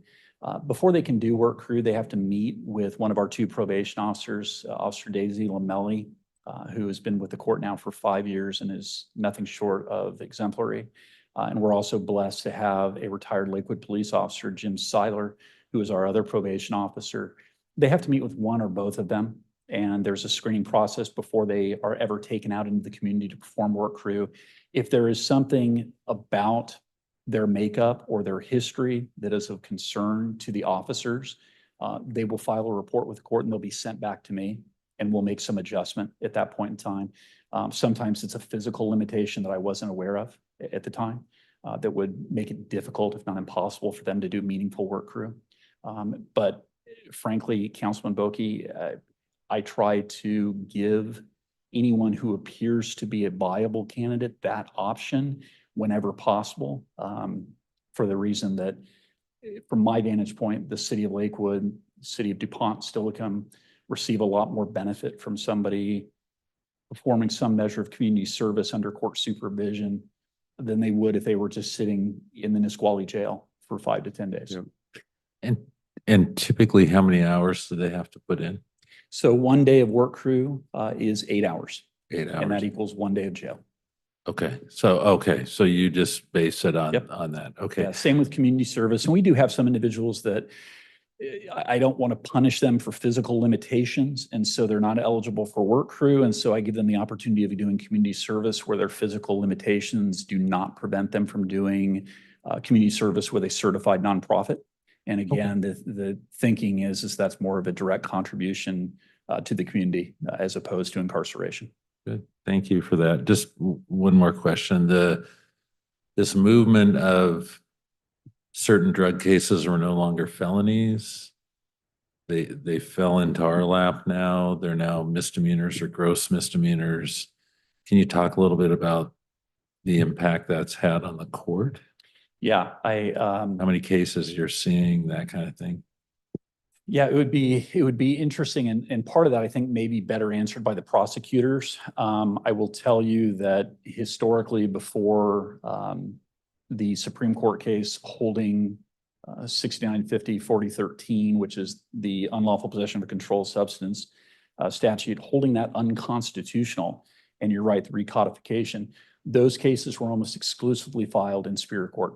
And so a massive shift in caseload and case volume almost overnight was shifted from superior courts across the state to onto the shoulders of courts of limited jurisdiction. And actually, because of the way that came down with that Supreme Court case, there was a period of time there in the state of Washington where the possession of methamphetamine, heroin, cocaine was legal. Certainly was not criminal. And so it absolutely does show up on our dockets. I don't think a day goes by where I don't have at least a couple, if not more, unlawful possession of controlled substance case. More often than not, those cases originate, based on my review of probable cause statements, as community caretaking calls to 911, where somebody is unconscious in a vehicle and law enforcement responds and finds them under the influence and in possession. Those are often charged as possession of a controlled substance as well as unlawful use of drug paraphernalia. Thank you. Any other questions? In the DUI cases, Judge, do you ever assess any costs involved in the PD's use of resources for the DUI offense? Yes, we are increasingly ordering legal financial obligations in those cases that I don't believe are discretionary legal financial obligations. A great example of that is the emergency response costs that are provided by the law enforcement agency that conducted the investigation and the arrest. And it's important for the council to be aware of this because it does have an impact on our police officers in all three cities. If an officer responds to an impaired driving case, certainly one involving a collision, that often takes the officer out of service for anywhere from 2 to 3 hours, depending on how that case goes. And so under the statute, they are entitled to file with the city attorney's office a claim for restitution for reimbursement under the statute. And the legislature has indicated that is to be treated as a form of restitution. And so it is not waivable even upon a finding of indigency. You're finding yourselves issuing those orders quite a bit? Yeah, for costs? and sometimes they are considerable, and sometimes I'm uncertain of the ability of the individual to pay. The last one I imposed, I think just late last week on a DUI conviction was just over $900. But it was a case where the officer had to go through the field investigation, the processing of the breath test. There was a mandatory booking because there was a prior DUI, which necessitates a drive down to Nisqually and a booking procedure. Those cases, often like the domestic violence cases, are not easy for law enforcement. They require a great deal of work. Does that collection obligation stay in the court or does that go to finance? I don't know. Stays in the court?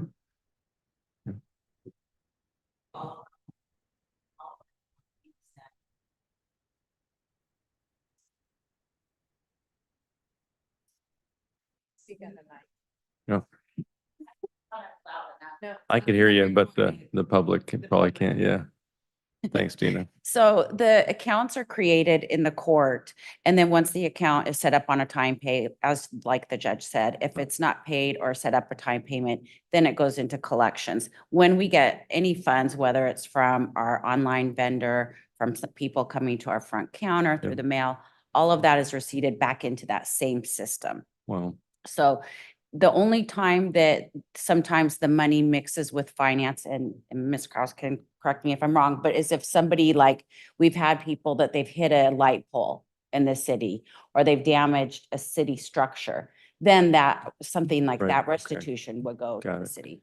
What's the outlook on collection of those costs, especially when you have indigent folks who are causing not all, but some of the DUI crime? I don't think I can give you a number on that. Yeah. We could look into Right. it, but I can tell you the state generates a report, and out of the 3 jurisdictions, Lakewood folks pay the least amount of their fines, Okay. not surprisingly. Right. So we do see more revenue back from DuPont and Steilacoom. How about Blake cases? Are you seeing those coming through the system, and any issues with regard to repayment of fines, anything like that?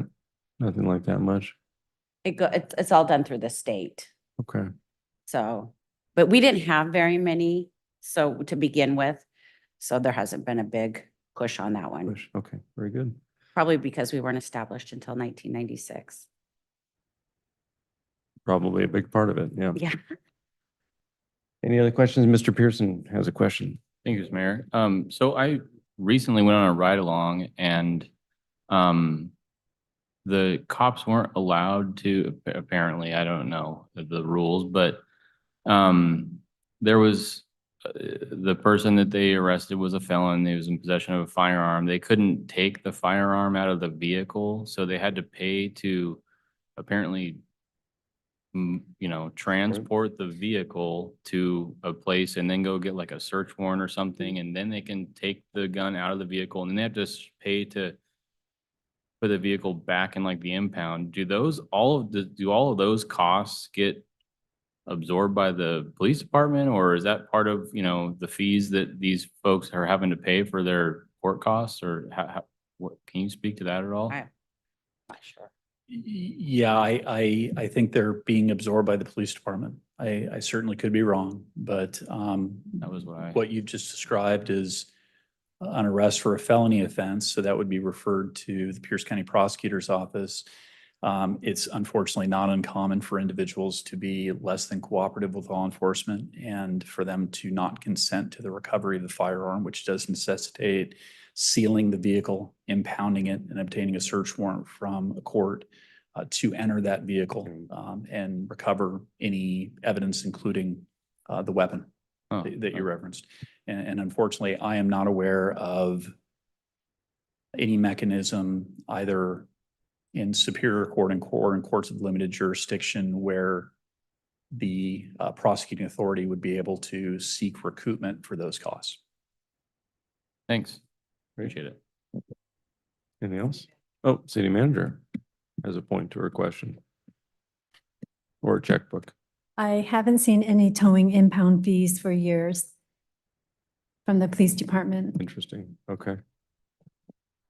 Interesting.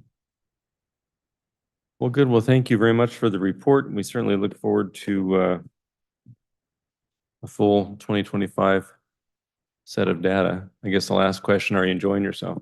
I am. Yeah, I'm very much enjoying the opportunity and greatly appreciate it. And it's an honor to serve. It's great to have you. Appreciate it. It's great to have all of you. Thank you very much for coming tonight. Thank you all. Why don't we just take a 4 or 5 minute recess?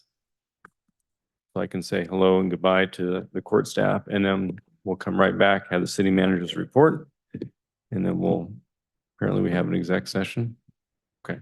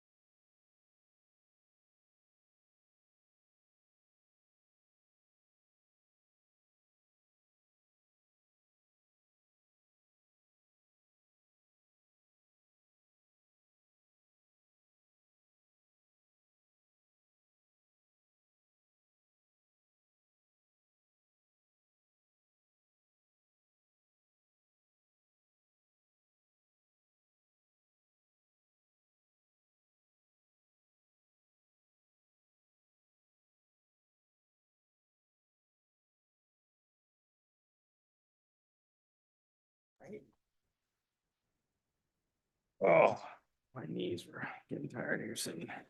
Getting old, Mary. Yeah, I know, I know.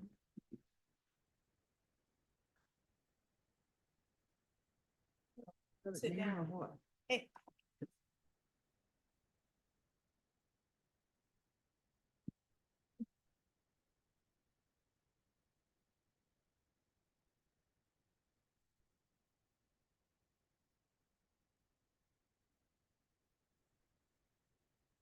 Okay, we ready?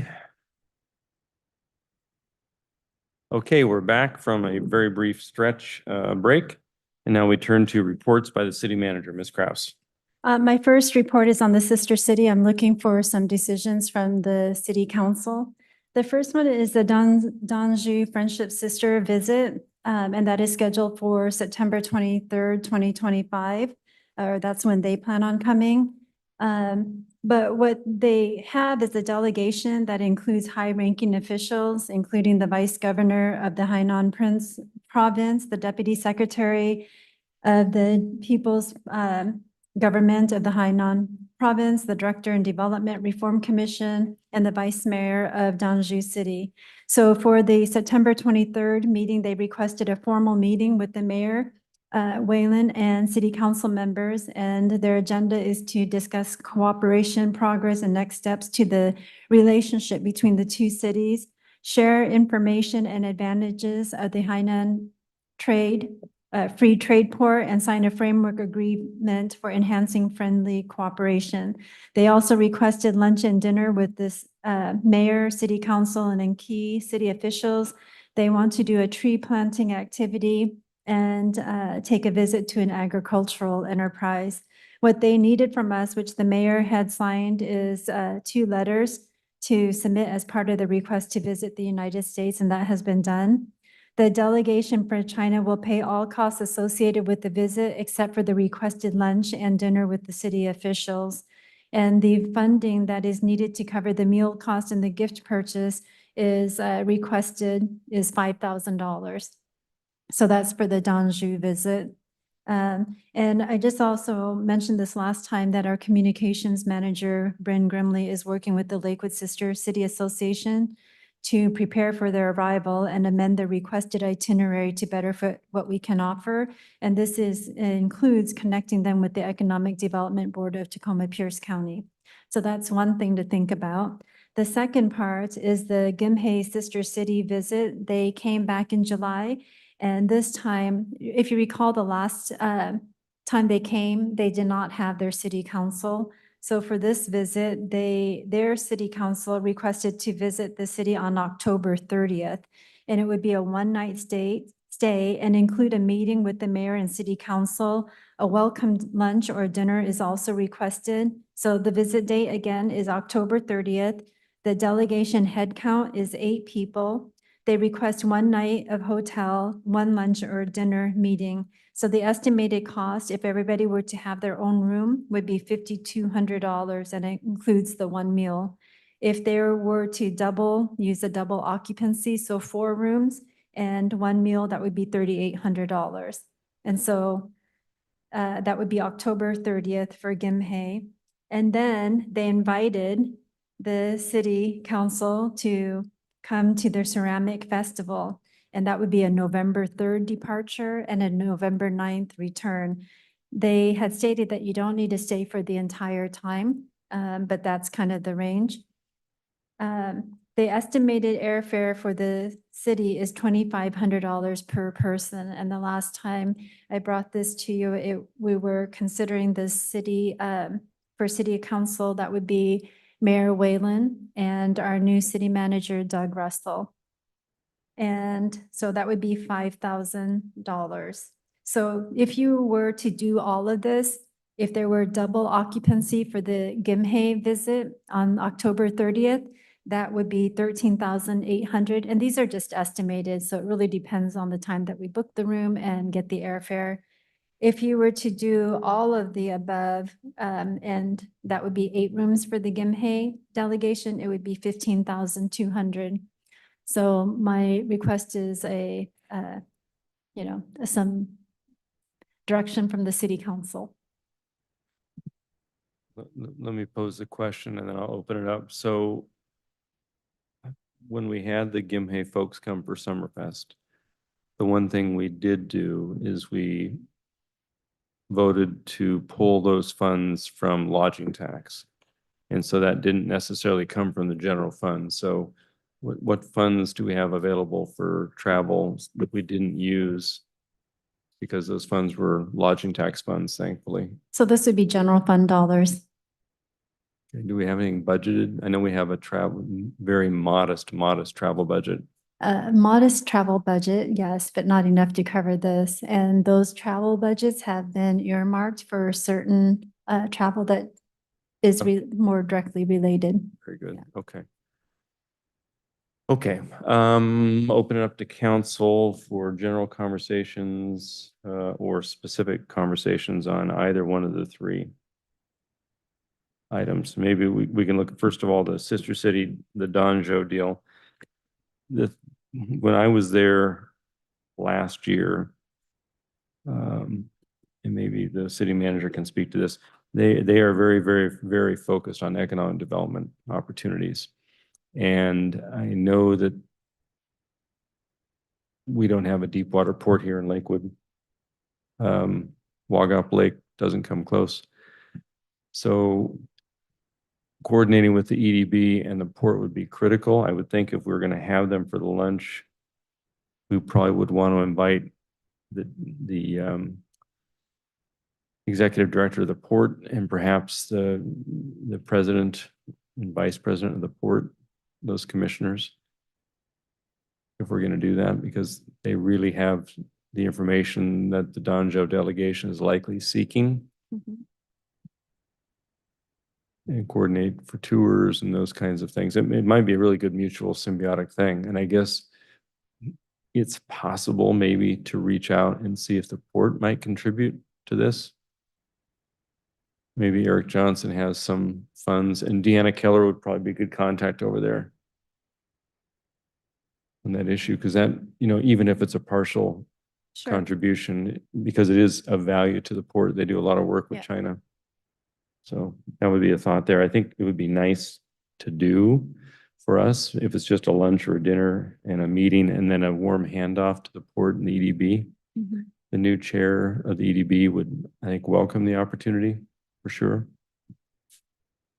And they may planting. contribute as well, because they have just asked us, just so you know, I met with the EDB director, I don't know, a couple weeks ago, and they do their 5-year work campaign, and they come to all the cities and towns that are part and parcel of the EDB, and they're asking for our contribution for their 5-year work plan. So this may be something, because of our steadfast contribution over the years, that they would even throw in $1,000 or $1,500 to the mix. So that way it would lessen the impact on Lakewood. Yes. In fact, We'll I can- check. Yeah, I'd be happy to make that call if that would be helpful, but I'll let you tell me what you want me to do or not. Yeah, I think we can reach out. Okay. So I think, are you okay with the Danzau plan of action then, especially if we can get contributions? Yeah, I think that the contributions is nice, especially because we don't need to be funding the whole bill when we're kind of doing a handoff Right. situation. It'd be nice to get some contributions. Yep. Mr. Branstetter? Yeah, in terms of coordinating an agricultural business site, is that something we would need to look to the county to perhaps do? I would hand that Or question with off the to the EDB, because they know all the stuff out in unincorporated Pierce County, the Frederickson area. It's not really agricultural, as you know, but they would have a sense of how they could accommodate that. Okay, and then when you said that they would absorb all the costs except for the 2 meals, that means that they would deal with And one hotel night or something. transportation, rental vehicles and things? Yes. So just the meal and a gift, a small gift. Right. So under those parameters of trying to get some contributions and otherwise limiting our exposure, and certainly we want to be welcoming, and they want to do the tree ceremony. They did that for us. They put on a big deal. Yeah, and it was very gracious. So I think we should try to do that. So that takes us to Gimhe, the first in-country visit from the Gimhe delegation. It looks like it's one night. I wonder if there's any opportunity. It's probably not a lodging taxable function. I don't think at all. It's a little bit late for that too. Yeah. Yeah, so you're looking at 5,200 for 8 rooms and 1 meal, or if you want them to double up, then it'll be 3,800. It might be a little tacky, says my friend from the Grand City of Kent. And this is for their city council. You did not have their city council attend the July event. Right. I think we should do it. Yeah, I think, their city council is about 13 people. So it's a portion of thing, but it's, but it's also a mix of genders and things. So I think I don't think we could rely on being able to actually double up and being able to go and do that.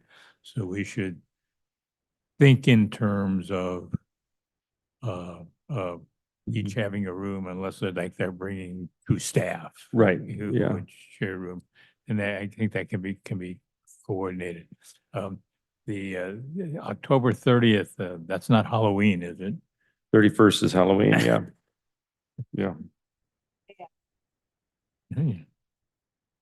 So that makes for, it is a Thursday, which is, Are they going to be here? They're not going to be here on Halloween. Okay, all right.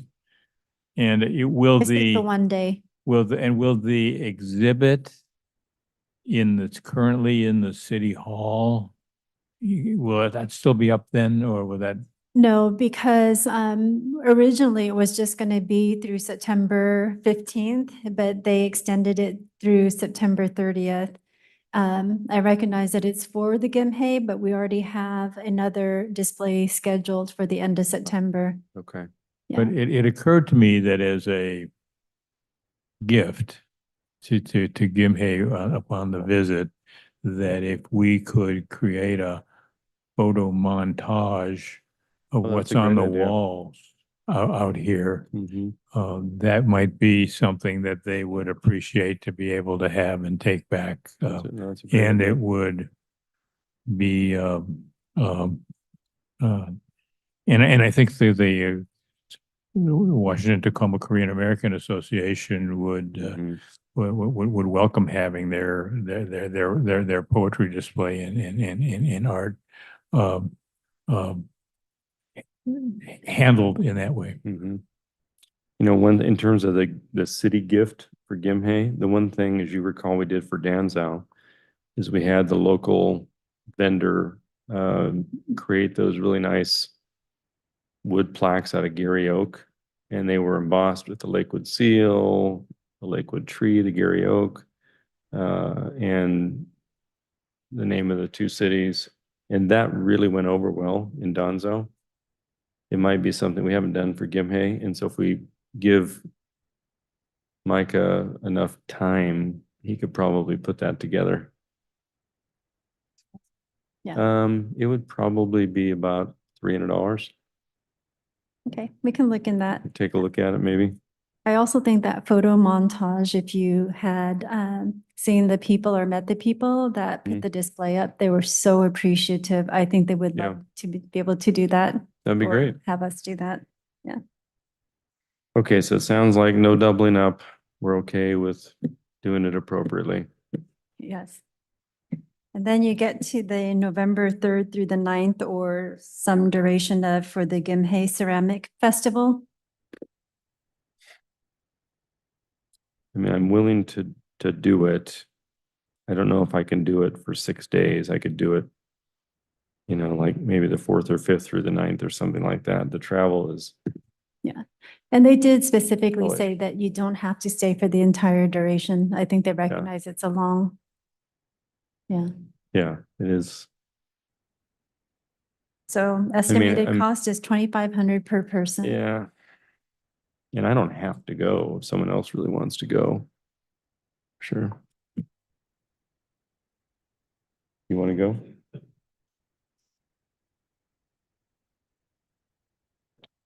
Well, I think you were gonna reach out to Doug Russell on that.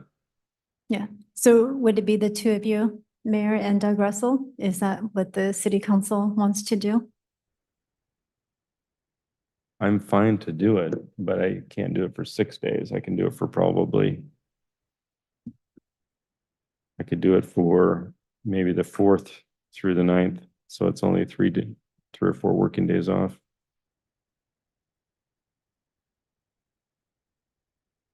Yeah.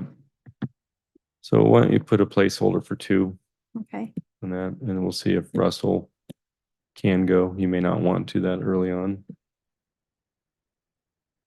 It would be good for him to go, yeah. Okay, Okay. So the next item, so I have some direction, so thank you. I also wanted to let you know that on the September 15th meeting regarding the H Barn, it will be a joint meeting with the Partners for Parks, so they can hear the presentation and provide any input, give Oh, some more great. information that we might not have or that I might not have shared with the council. okay. Another item is these desserts on the driveway and the neighborhood association meetings.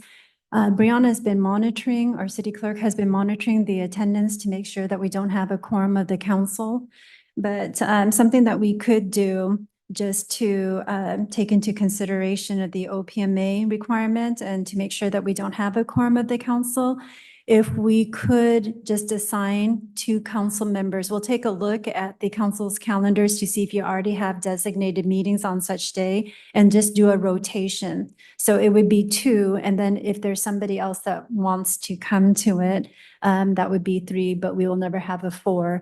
And then we would leave it to the responsibility, just like you do with your other meetings, where you're not able to attend, you find someone to fill in for you. And that way we'll make sure that we have coverage, but not over covered. Does that work for the city council? Mr. Branstetter? Or you could just notice the meeting. but I would not rather necessary. just notice the meetings and say that there may be a quorum of the council.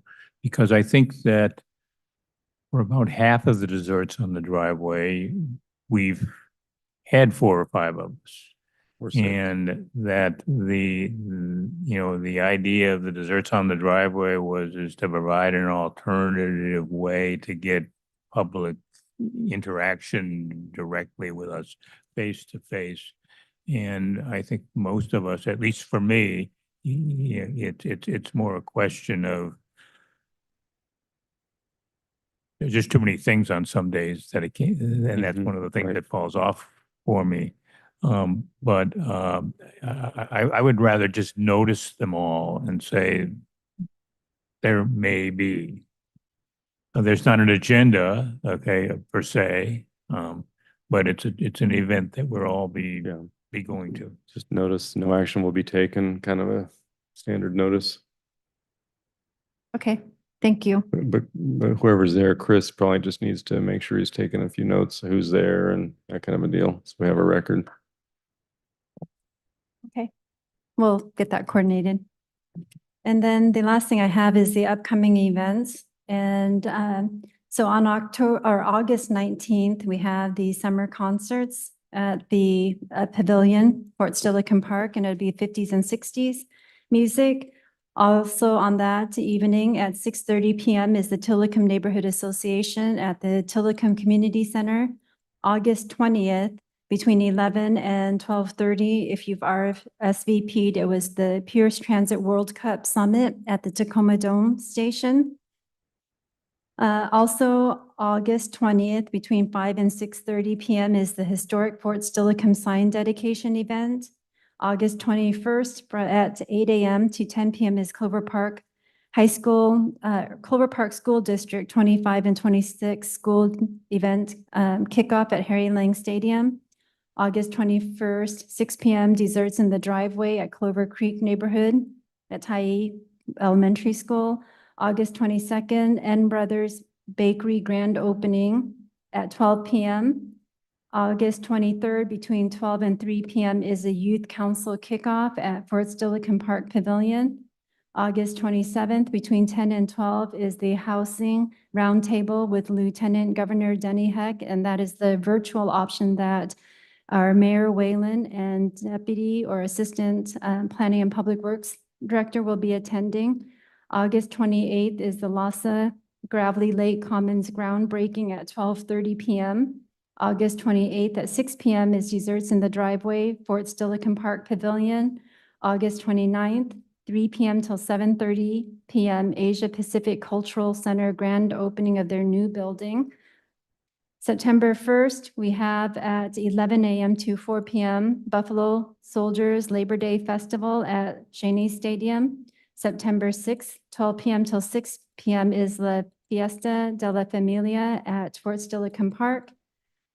And September 6th at 11 a.m., St. John's Lutheran Church 100th Anniversary Flower Show.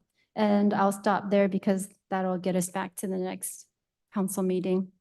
And then lastly, our new city manager, Doug Russell, starts Monday, August 25th. And I just want to thank the city council for giving me the opportunity to serve as the interim. So that's my update. Thank you. Question from Councilmember Bell. Thank you, Mayor. City Manager, I have a question. I was wondering about the amendment that we made tonight it was on the tasting rooms and when that would be coming back to us. Just as not to push it out so far, because I know that this would probably not be looked at again until like April when we're looking at the comp plan again. So I'm hoping that it's way sooner than that. Okay, so I'm hearing from our city attorney that it needs to go back to the planning commission. I took some notes, Councilmember Bell, and it looks like all you have done so far is to delete that item from the item that passed. And I know some of you may think you want other things to happen with it. We wouldn't send it anywhere unless the council actually wants to see another proposal. If you want to see another proposal, we would send it back through the planning commission. And then they would send you back something.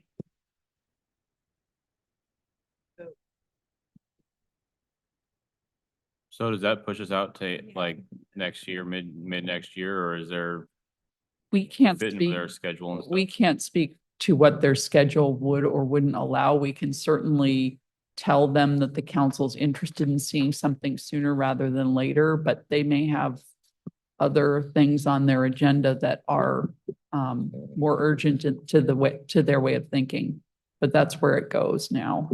Well, it'd be great if we could sneak it in there. It's a concise topic, a fairly concise topic to talk about. Just sending the one amendment back. So I'm hopeful that, that paired with our kind of fruitful comments that the mayor made about some things that do and don't work well, and, making sure that you keep some of the language about being able to buy stuff and kind of working out that relationship with the bar tavern. Really, I see a lot of it kind of being more like definition based almost, but anyway, yeah. So to give you a glimpse into the glaringly obvious that you probably already know, what we do after an action like that by the council, if we think there's something else that needs to happen, we go back and look at the tape. And we would certainly commend that to some of the staff who are supporting the planning commission. So there will be nothing missed there. We won't just hand them the minutes or tell them what we saw. We will suggest to them to take a look at that portion of the tape from tonight's meeting. Okay, thank you. Okay, any other questions? Ms. Kraus, I'm just trying to look at my 3 calendars, thinking, oh my gosh, I may have missed something somewhere. But I think we're good. There was some sort of ribbon cutting for Pierce Transit for their new Spanaway Transit Center. I'm just trying to find where that is. I'll find it though. Okay. Any other questions for Ms. Kraus? And now we'll turn to council comments. Let's start with you, Mr. Boki. Thank you, Mr. Mayor. I will give you good news for your, I think we just got an email a little while ago that the PCRC meeting for this month has been canceled. Because I looked to see what the agenda was. There was no agenda, and then I noticed that it was canceled. So that's Thursday night, because then that created a conflict with the desserts in the driveway. I want to compliment our planning and public works staff. Silicon Boulevard looks great. Been driving down it. looks wonderful, did a really nice job. I know they're not completely done and there's a few items that need to, quite a few items that need to get done, but they really did a nice job on it.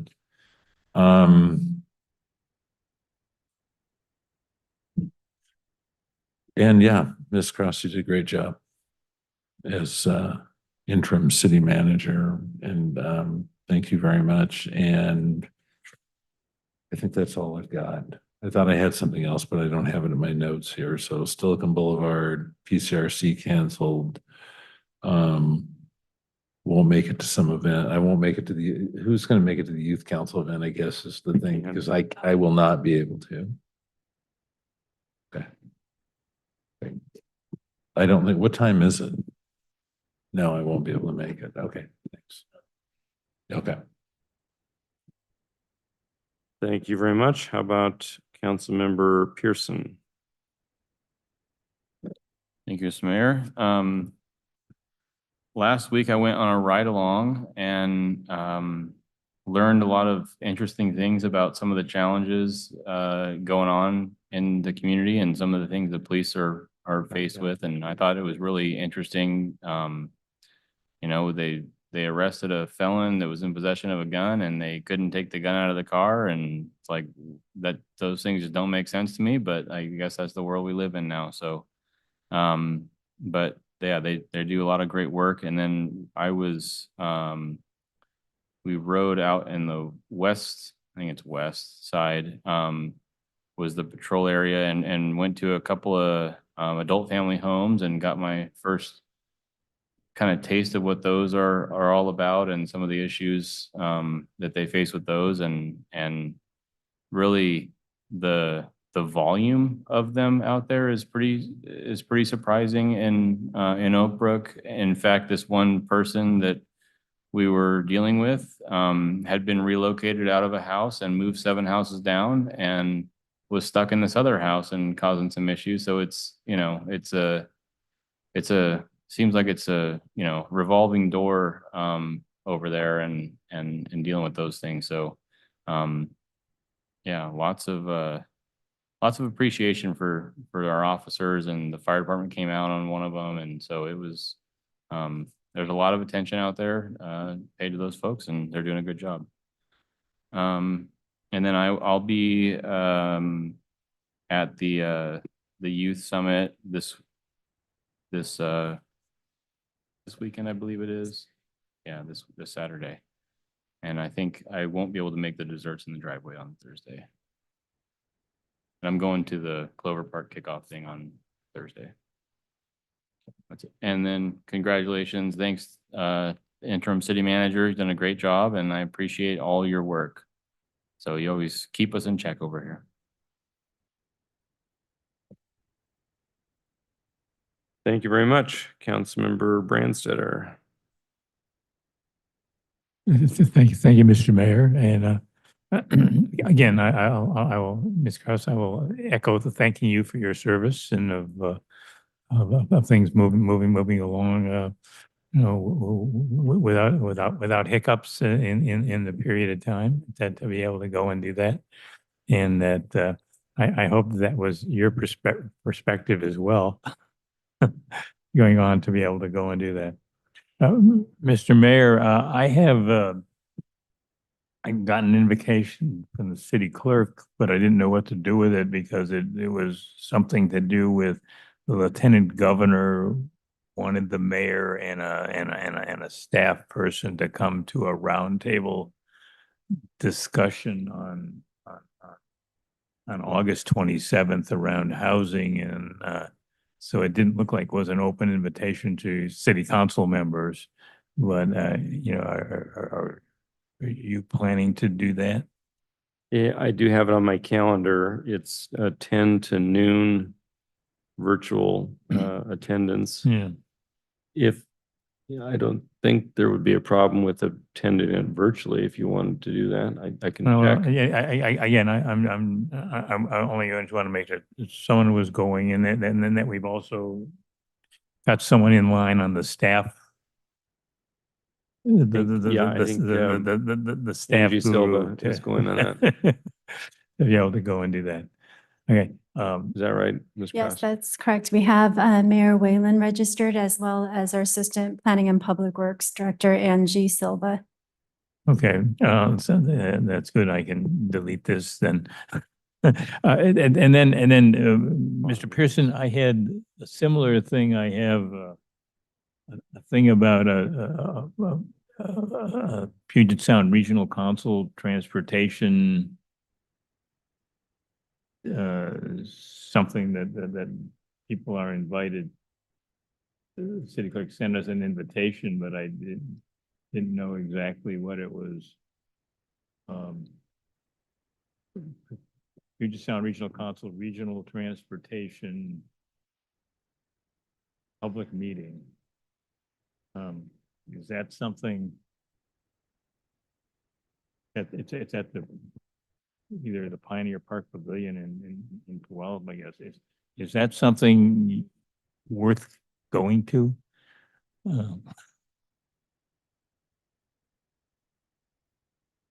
Is that their general assembly? I've got October 2nd. Or October 16th, I guess. Is that their general meeting or whatever it is? But I didn't know whether that was of significance to Lakewood.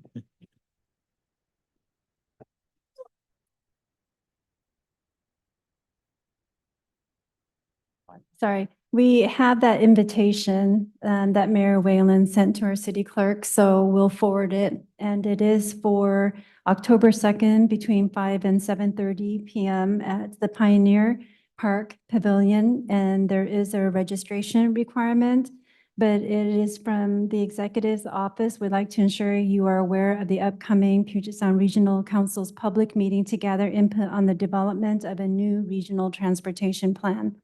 And these sessions are an important opportunity to share insights that reflect the unique needs and priorities of Pierce County communities.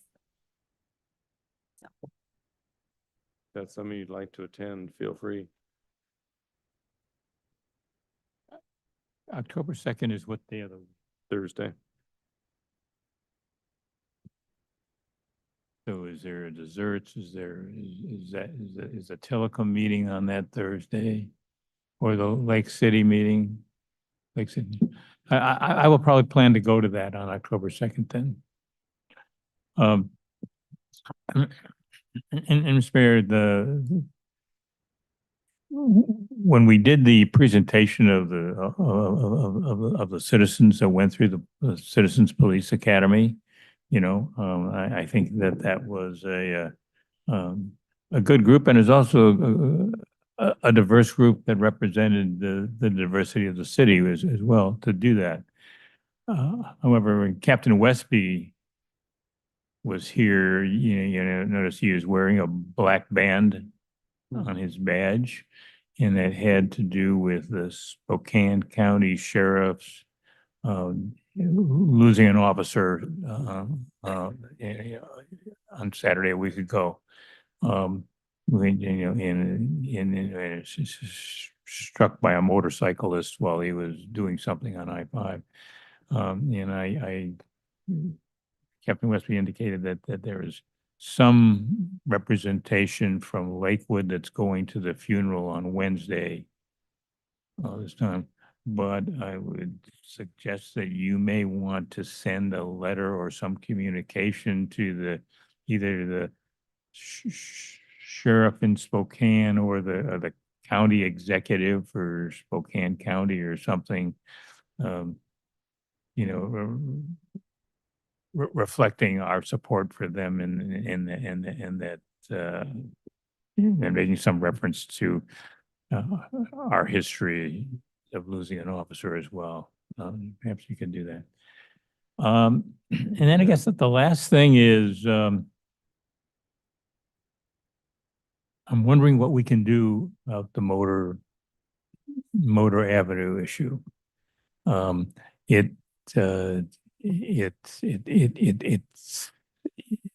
It seems to be an issue in the evenings. It seems to be that the get-togethers are organized to some extent by identifiable entities that are clubs that are there. It's just that then it's an open invitation and a lot of people come to do that. I don't think that those entities are getting a permit to use that place for their people to do that. I was a little surprised at the comment from the pastor that said that the police said they couldn't do anything about people who are on the roof of the building with tools in a place that's doing that. And that. But I don't know whether the owners of the building have employed the Lakewood police as their agents for trespassers. But I think that there is some response that we should make, and part of that response should be to take a look at, is there a tool that we've already got in the city code that can be used by police and parks, or that we could put in the code to be able to go and do that. The other thing is that it could be that area, like other parks in the city, if we want to designate it as a park, can have hours when it is not available for parking and traffic. Okay, and that you could do something for that, although we've never really formally listed that as a park. But we've now, with the added property, the whole thing could be a park, and it then could have hours of when presence is not allowed without a permit of some sort. But I think I really would kind of like to hear from staff and the police chief is exactly what can they do now and what could they do if we gave them another tool to address that. Code issue, maybe? I don't know. It's a good question. Yes, so I'm following up with the chief who is not available today, so. Sure. Okay, I didn't get the impression that it was that the events, I got the impression that the events were predictable because they were scheduled by these clubs. There was a flyer. I saw a flyer that went out for this Yeah. next one this week. So that there's a way to do that. And if they're going to use that space, I don't know whether we've established in the fee schedule a fee for using the Colonial Plaza. I think we just encourage them not to use the space. And probably have a Oh. police presence out there so that they can just turn around. But yeah, and at least when there's a next event, it's really like this for the nearby residents to see some reaction from the city to on their behalf. Yeah. So the last time this came up, our police chief said that he would have additional police presence for monitoring. Okay. Yeah, I guess, the question is monitoring, but what's enforceable? We can look into that and see if we need any more tools by way of an ordinance or something. And then the last thing, this Wednesday, I'll be going to the South Sound 911 board meeting, and it's the potential is that they may make a decision at that board meeting about the next executive director. They completed the interviews of candidates and are doing all Great. that, and there's a chance to move that process forward. It's down to 2 finalists, so we'll see. Who are they? Do you know? One is the current acting executive director, and the other is the director of a similar but slightly smaller communication, 911 communications center in Utah, Okay, great. Provo, I think. Thank you. Councilmember Bell. Thank you, Mayor. So yes, I just would like to echo all the sentiments on the public comment regarding the street racing, and I think everything has been said, and so looking forward to hearing back on that. So appreciate that and appreciate the Police Citizens Academy people that were here today. It's so great to see people to go through that program and really get invested and be ambassadors for us out in the city. It's crucial. Last week, I also went to the Desserts in the Driveway, and that is where I met Sharice, Mhm. Sharice and another neighbor there, and really encouraged them to come and talk to us through public comment. And they sent in the information. We had an email with the photos. So I think that that is just very proactive and just really great resident interaction. So I really, really appreciate that. And then this weekend, I will be going to the Youth Council kickoff. That will be fun and interesting. And then I only say that is because my daughter is now a part of Youth Council, so I have to stay in the background. Yeah, yeah. So no, I was already going. And then hopefully tomorrow I'll be able to make the summer concerts. This is the last one, I believe, for the season. So I would love to go do that. And then a extra special thank you to Miss Kraus for her filling in for interim city manager. We appreciate all you do. You work very, very hard for this city. And we appreciate that very much. So thank you. Thank you very much, Deputy Mayor Moss. Thank you, Mr. Mayor. Before I skip over it, I'm going to say thank you, Ms. Kraus, for all that you've done. We appreciate you keeping us in line and on budget and everything. Great job. I did attend the dessert and the driveway at the library last week. It was well attended. I think Councilmember Larcella got all the questions from everybody, so we'll listen for his comments next week when we're back in session again. Comments on the Springbrook Gardens.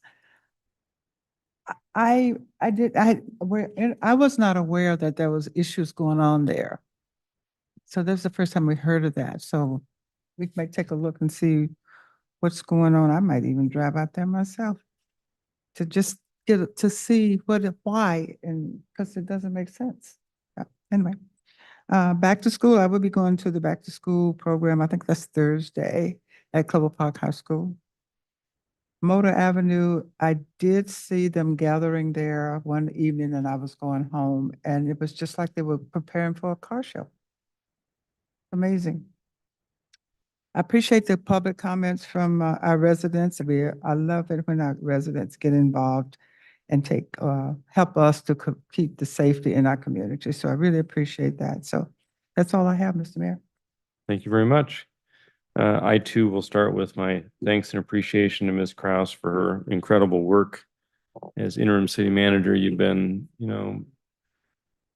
on every detail that we've asked you to take a look at. You've been incredibly responsive. I really appreciate all of that. Your information has been thorough, and you got the fountain fixed. I mean, what more can you ask for?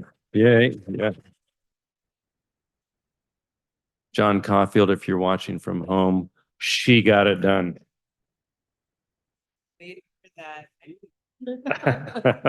So thank you for that. And it's symbiotic of your attention to detail and your willingness to really dig in and get things done. I appreciate it. In terms of events and such, I did go to the Tillicum Woodbrook Association meeting that was scheduled for last Tuesday, which didn't happen because it's supposed to be this coming Tuesday. But I went out there and they had their kids backpack thing with Caring for Kids. So it was still fun to chat with people out there. It was good to see them. I went to the Desserts on the Driveway thing at the Lakewood Library, apparently after most all of you had left. So I was there, but I did get a hold of a few folks and chatted with about some of the issues there at the library. And then on Thursday night, I went to the Lake City Neighborhood Association meeting. I had a good conversation with some neighbors there, and it was fairly short and uneventful, but it was a good conversation. And then let's see what else. It just goes on and on and on, doesn't it? So this coming week, lots of stuff going on. So we do have the Tillicum Woodbrook Association meeting this Tuesday, meaning tomorrow night. Anyone else besides myself gonna show up to that one? I haven't seen a single concert this summer because of all these meetings. So But if I don't show up, I'll hear about it, I'm sure. So I'll show up to that tomorrow. And then the sign dedication on Wednesday starts at 5. Really hard for me to get there by 5. It's over at the old Fort Steilacoom. So they're going to be starting at 5, probably start speechifying 5:30-ish. Over on the hospital side of Steilacoom Boulevard. It's over in the quarters. I think it's over there at the old quarters. Yeah. So, and I don't know where the sign's going to be, but probably in that location, right? The dedication, I assume. So that's where it is. And Ms. Schumacher will send out an address just to make sure, but it looks like it's at the Fort Steilacoom Museum. So I assume it's at the officer quarters out there. And then we've got desserts on the driveways, on Thursday. So I'm going to go to that. And it sounds like we'll notice those. And then the bake shop thing is on Friday, right? For sure. It's been scheduled as a 3rd time. So the ribbon cutting is on Friday at noon. So I'll do that. Yeah. Okay. It's just, one thing after another. Okay. So that is all the events coming up. I really appreciated the court overview tonight. The staff work on the other issues tonight were great. I just want to comment again on the Colonial Plaza Motor Avenue car show work. Sharice called me and brought this to my attention as part of our application process to serve on the Public Safety Advisory Committee. And she gave me an earful. We deserve it. Because of what's gone on out there, and it's just gotten a little crazy. And so I told her, I said, hey, next time you see that, I live right down the street from you, give me a call. I want to see it myself.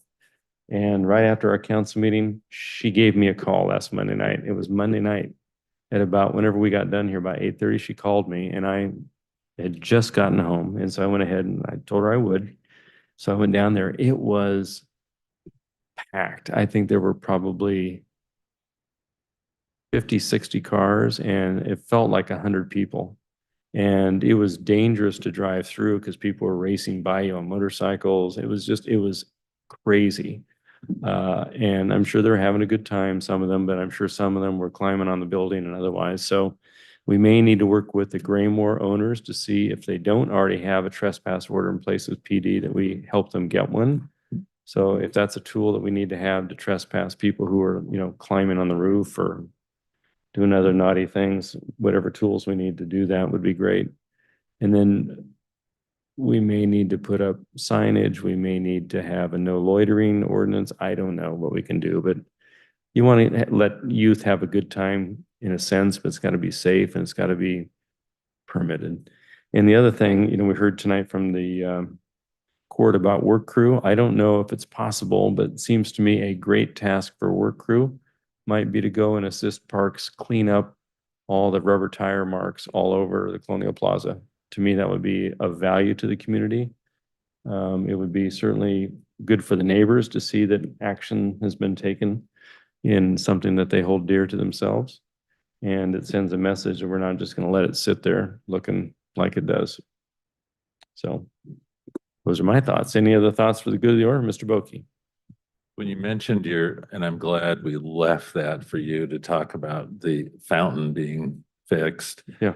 I really do, reading the what Ms. Kraus sent us, really a shout out to the 2 individuals who it sounds like were in the muck and mire, pulling, bailing water and mud and Lord knows what in that thing that's been allowed to go. So 2 really stellar employees who we should call out for their hard work.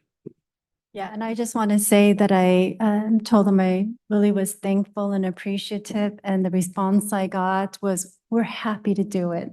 So they were really happy to have the opportunity to do it. So, yeah. Fantastic. Well, if they're happy to do that one, I've got other water features in mind. Yeah. So yeah, exactly. Okay. Well, thank you all for your attention tonight. If there's, well, I can't say we're done because I have to announce that we're going to recess into executive session for approximately 15 minutes pursuant to RCW 423110 sub 1 sub I to discuss with legal counsel representing the agency litigation or potential litigation to which the agency, the governing body, or member acting in any official capacity is or is likely to become a party when public knowledge regarding the discussion is likely to result in an adverse legal or financial consequence to the agency. The council is not expected to take action following the executive session other than to come out and adjourn this meeting. So at this time, we will recess into executive session.